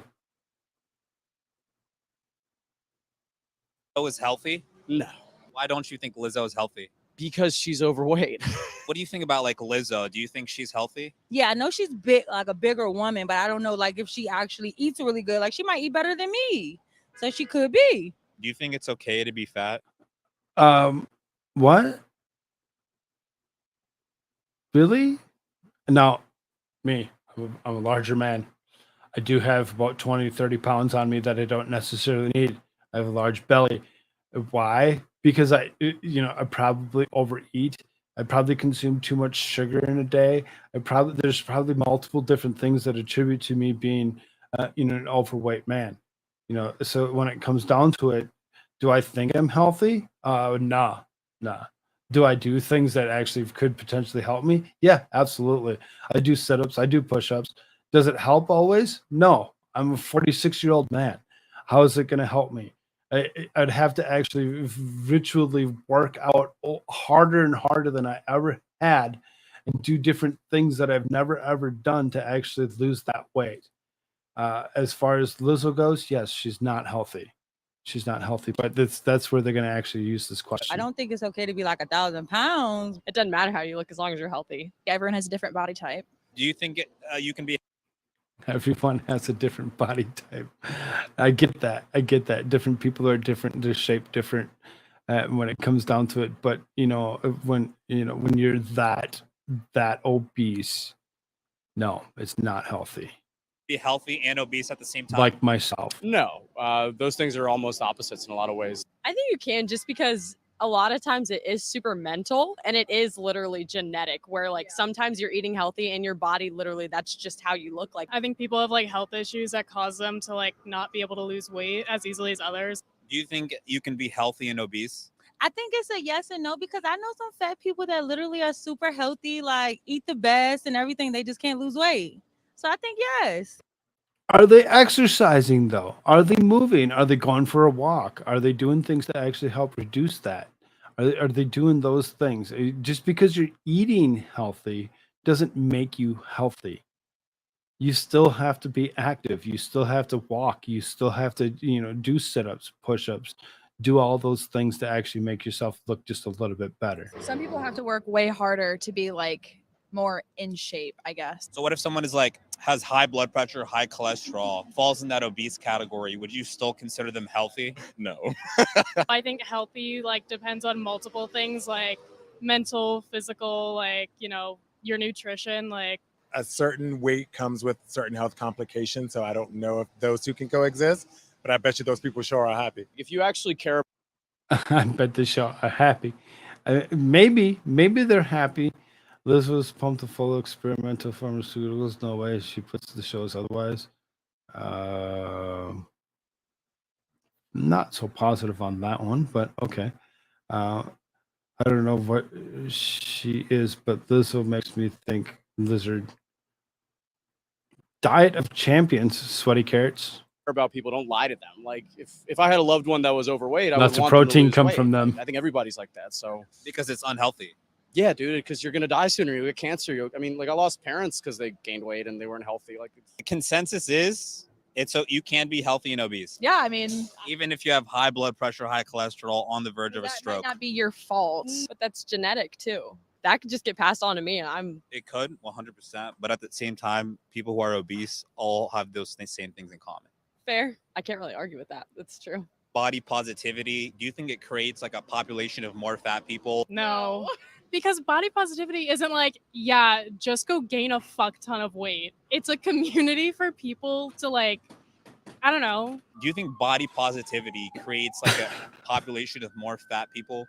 Yes, because no one is getting shamed for their body size as often anymore. So do you think? No, I'm not one to actually sit there and shame you for your body shape and size, whatever. If you are what you are, and when it comes down to it, I'd like to actually go along with the point with that you should be active, you should be walking around, and you should actually be doing something to better yourself when it comes to eating food. If I didn't actually exercise, I didn't do the push-ups, I didn't do the sit-ups, I didn't go out and walk outside on a daily basis, if I didn't do any of that, if I didn't chase my tadpole around the house all day, I would be so much larger than what I am.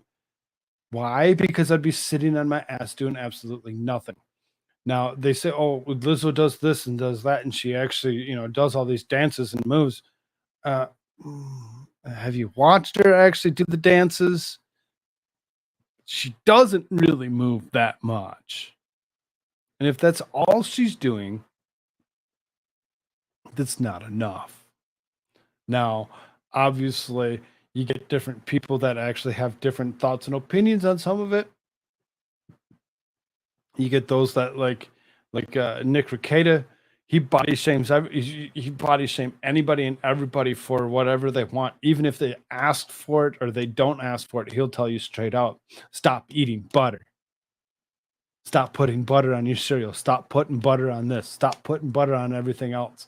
So it's there's different ways to actually think about this body positivity that they like to actually try pushing when it comes to large and in charge people. It's really kind of disturbing to actually think about. Oh my God! Now I gotta go see her moves. Be careful. Be careful what you actually watch. Body positivity creates a population of more fat people. It can, like if you use it as an excuse. There's someone that's obese and they look at body positivity and they're like, oh, it's okay for me to be like this, and they don't take any action. Do you think that's okay? Not necessarily, no. I don't think that's okay. Like fat mannequins in stores, I don't think that creates a positive thinking. Everyone has different body types and different bone structures, honestly, Also too, true. which can make you look more obese Like wider rib cages or bigger hips. Like that's just your body. That's not even. No, that's been proven wrong. That's been proven wrong over and over again. There's nobody that actually has wider rib cages and this, that, and the other, whatever. Their hips aren't wider. The bone structure that's underneath is the same bone structure as most average human beings. The bone structure, there's nobody that, there's people that, they're big boned. No, they're not. No, they're not. It's not the bones. It's the excess weight that's in and around your organs and your other all the fatty tissues that are there. It's amazing how far they actually bring in this particular body positivity. You wrong over on the Rumble side says that's a bot, by the way. Who, me? I don't know who you're talking about. Fat boned, yeah, right. Mm-hmm. Food at that point. Yeah. I think body Even if you, positivity is a good thing. even if you're obese. Even if you're obese, yes.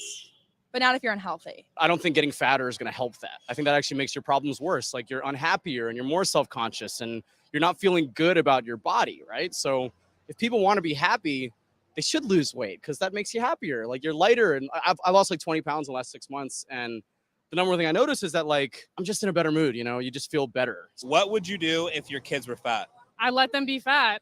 I would not instill an eating disorder in them and encourage them to like lose weight or whatever, unless it was becoming like It's not about just the eating. It's about getting off your fat ass and going for a walk, doing some exercises to go along with it that are actually going to stop you from actually being that large. I think that's the one thing that most of these people just kind of have a tendency to look over is like, oh, you're healthy because you eat food. No, you're not healthy because you eat food. If you're consuming food and you're not actually trying to burn any of it off, all those calories are going to stay in your system and you're going to grow.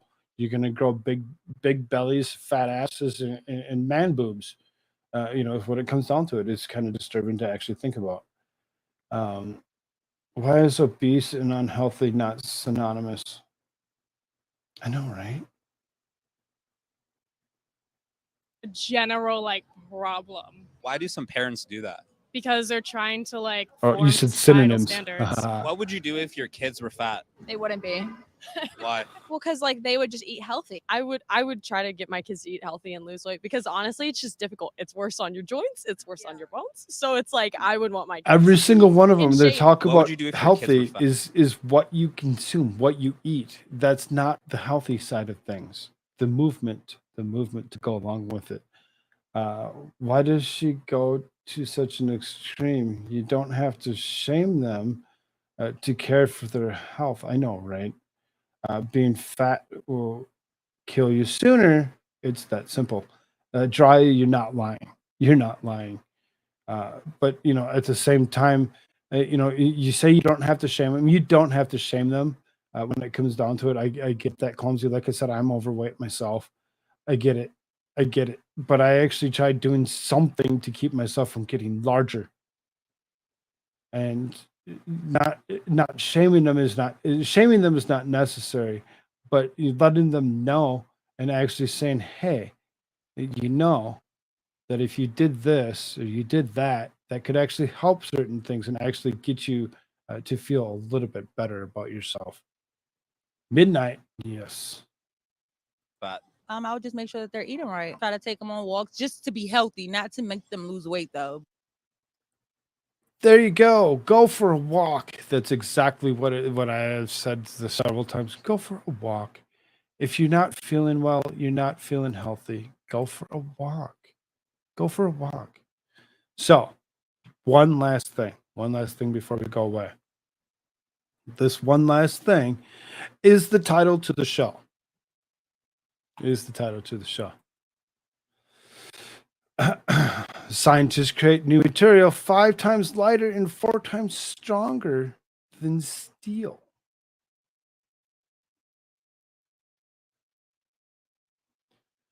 Materials that are both stronger and lightweight can improve everything from cars to airplanes and medical equipment. Now, researchers have created an extraordinarily strong material with very low density using 2 unlikely building blocks, DNA and glass.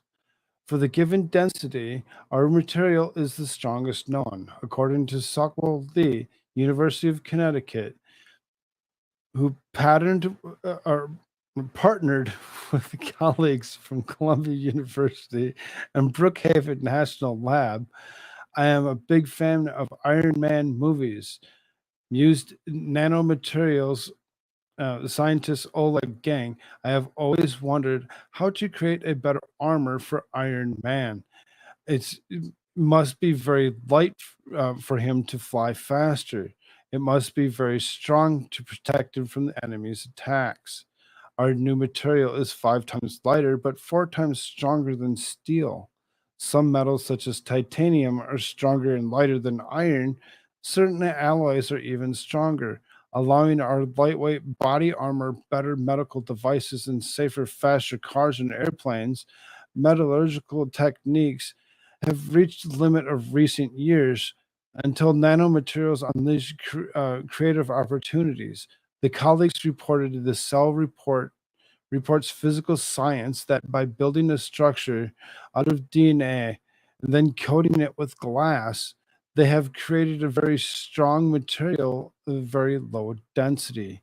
Glass might seem to be a surprising choice as it shatters easily. However, glass usually shatters because of a flaw, such as a crack, scratch, or missing atoms in that structure. A flawless cubic centimeter of glass can withstand 10 tons of pressure, more than 3 times the pressure that imploded in the Ocean Gate Titan submersible near the Titanic this summer.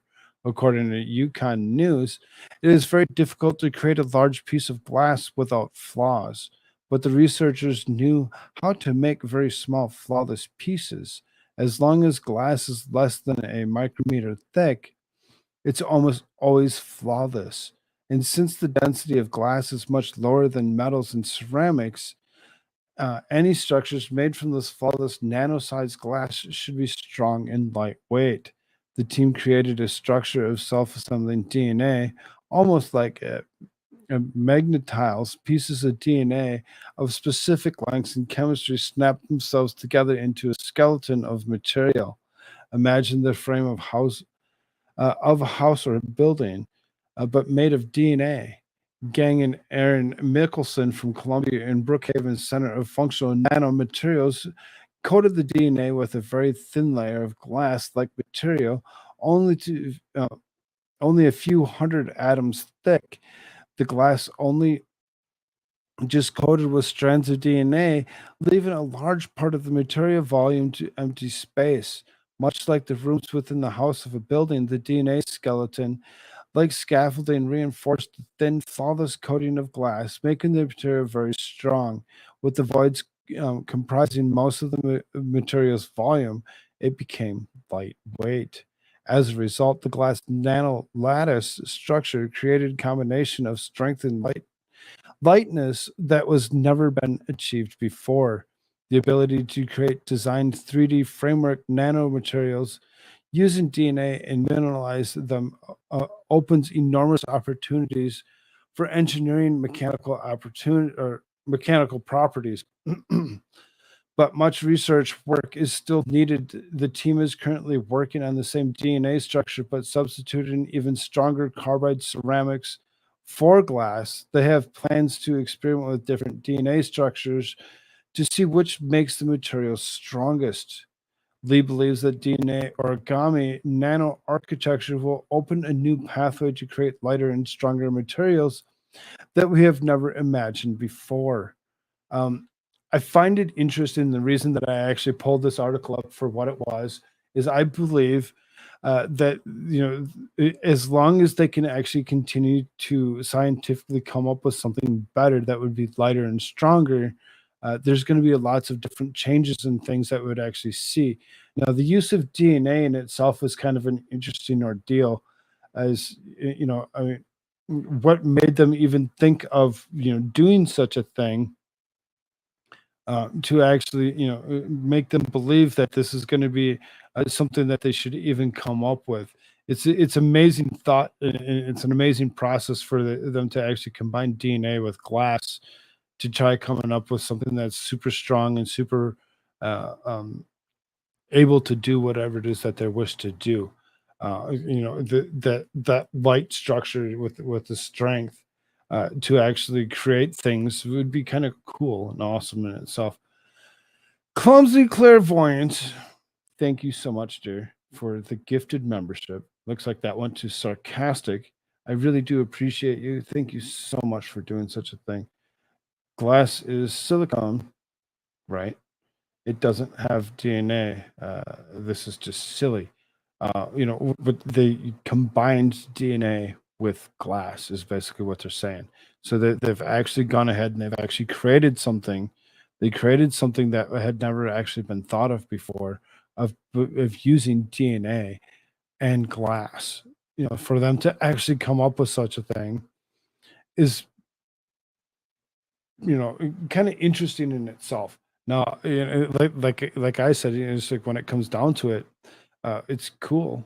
It's cool that they actually come up with something, but how did they actually come up with the idea to even do such a thing? And why would they believe that this would actually be something that could actually uh, be a material that could be used in the future to build uh, houses, buildings? It's glass.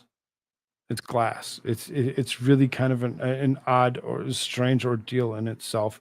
I'm with you on some of it. It's kind of like, wait a minute, how is this actually working, and how is this actually something that would actually function in a world of things that just so happen to be so uh, fragile? So I mean, it's kind of interesting, and I just thought it would be a fun way to actually end our show. I really seriously something to actually look into to see what is actually what this is actually about and why somebody would actually do what they've done with it. All right. That being said, 3 hours 43 minutes later. I really seriously thank you all. I appreciate you all so very, very much. 38 likes. That's awesome. I really do appreciate that. Hit that like button if you haven't done so already. Let all your friends know where you like to hang out. I will see you all back here tomorrow for another episode of Shtick with Koolfrogg. Hopefully, you'll see me at 8:30 Mountain Standard Time. I was late for my normal 7:30 for today. Again, do appreciate y'all. I'll talk to you later. Love y'all. Have a good night. I don't want to live on this planet anymore.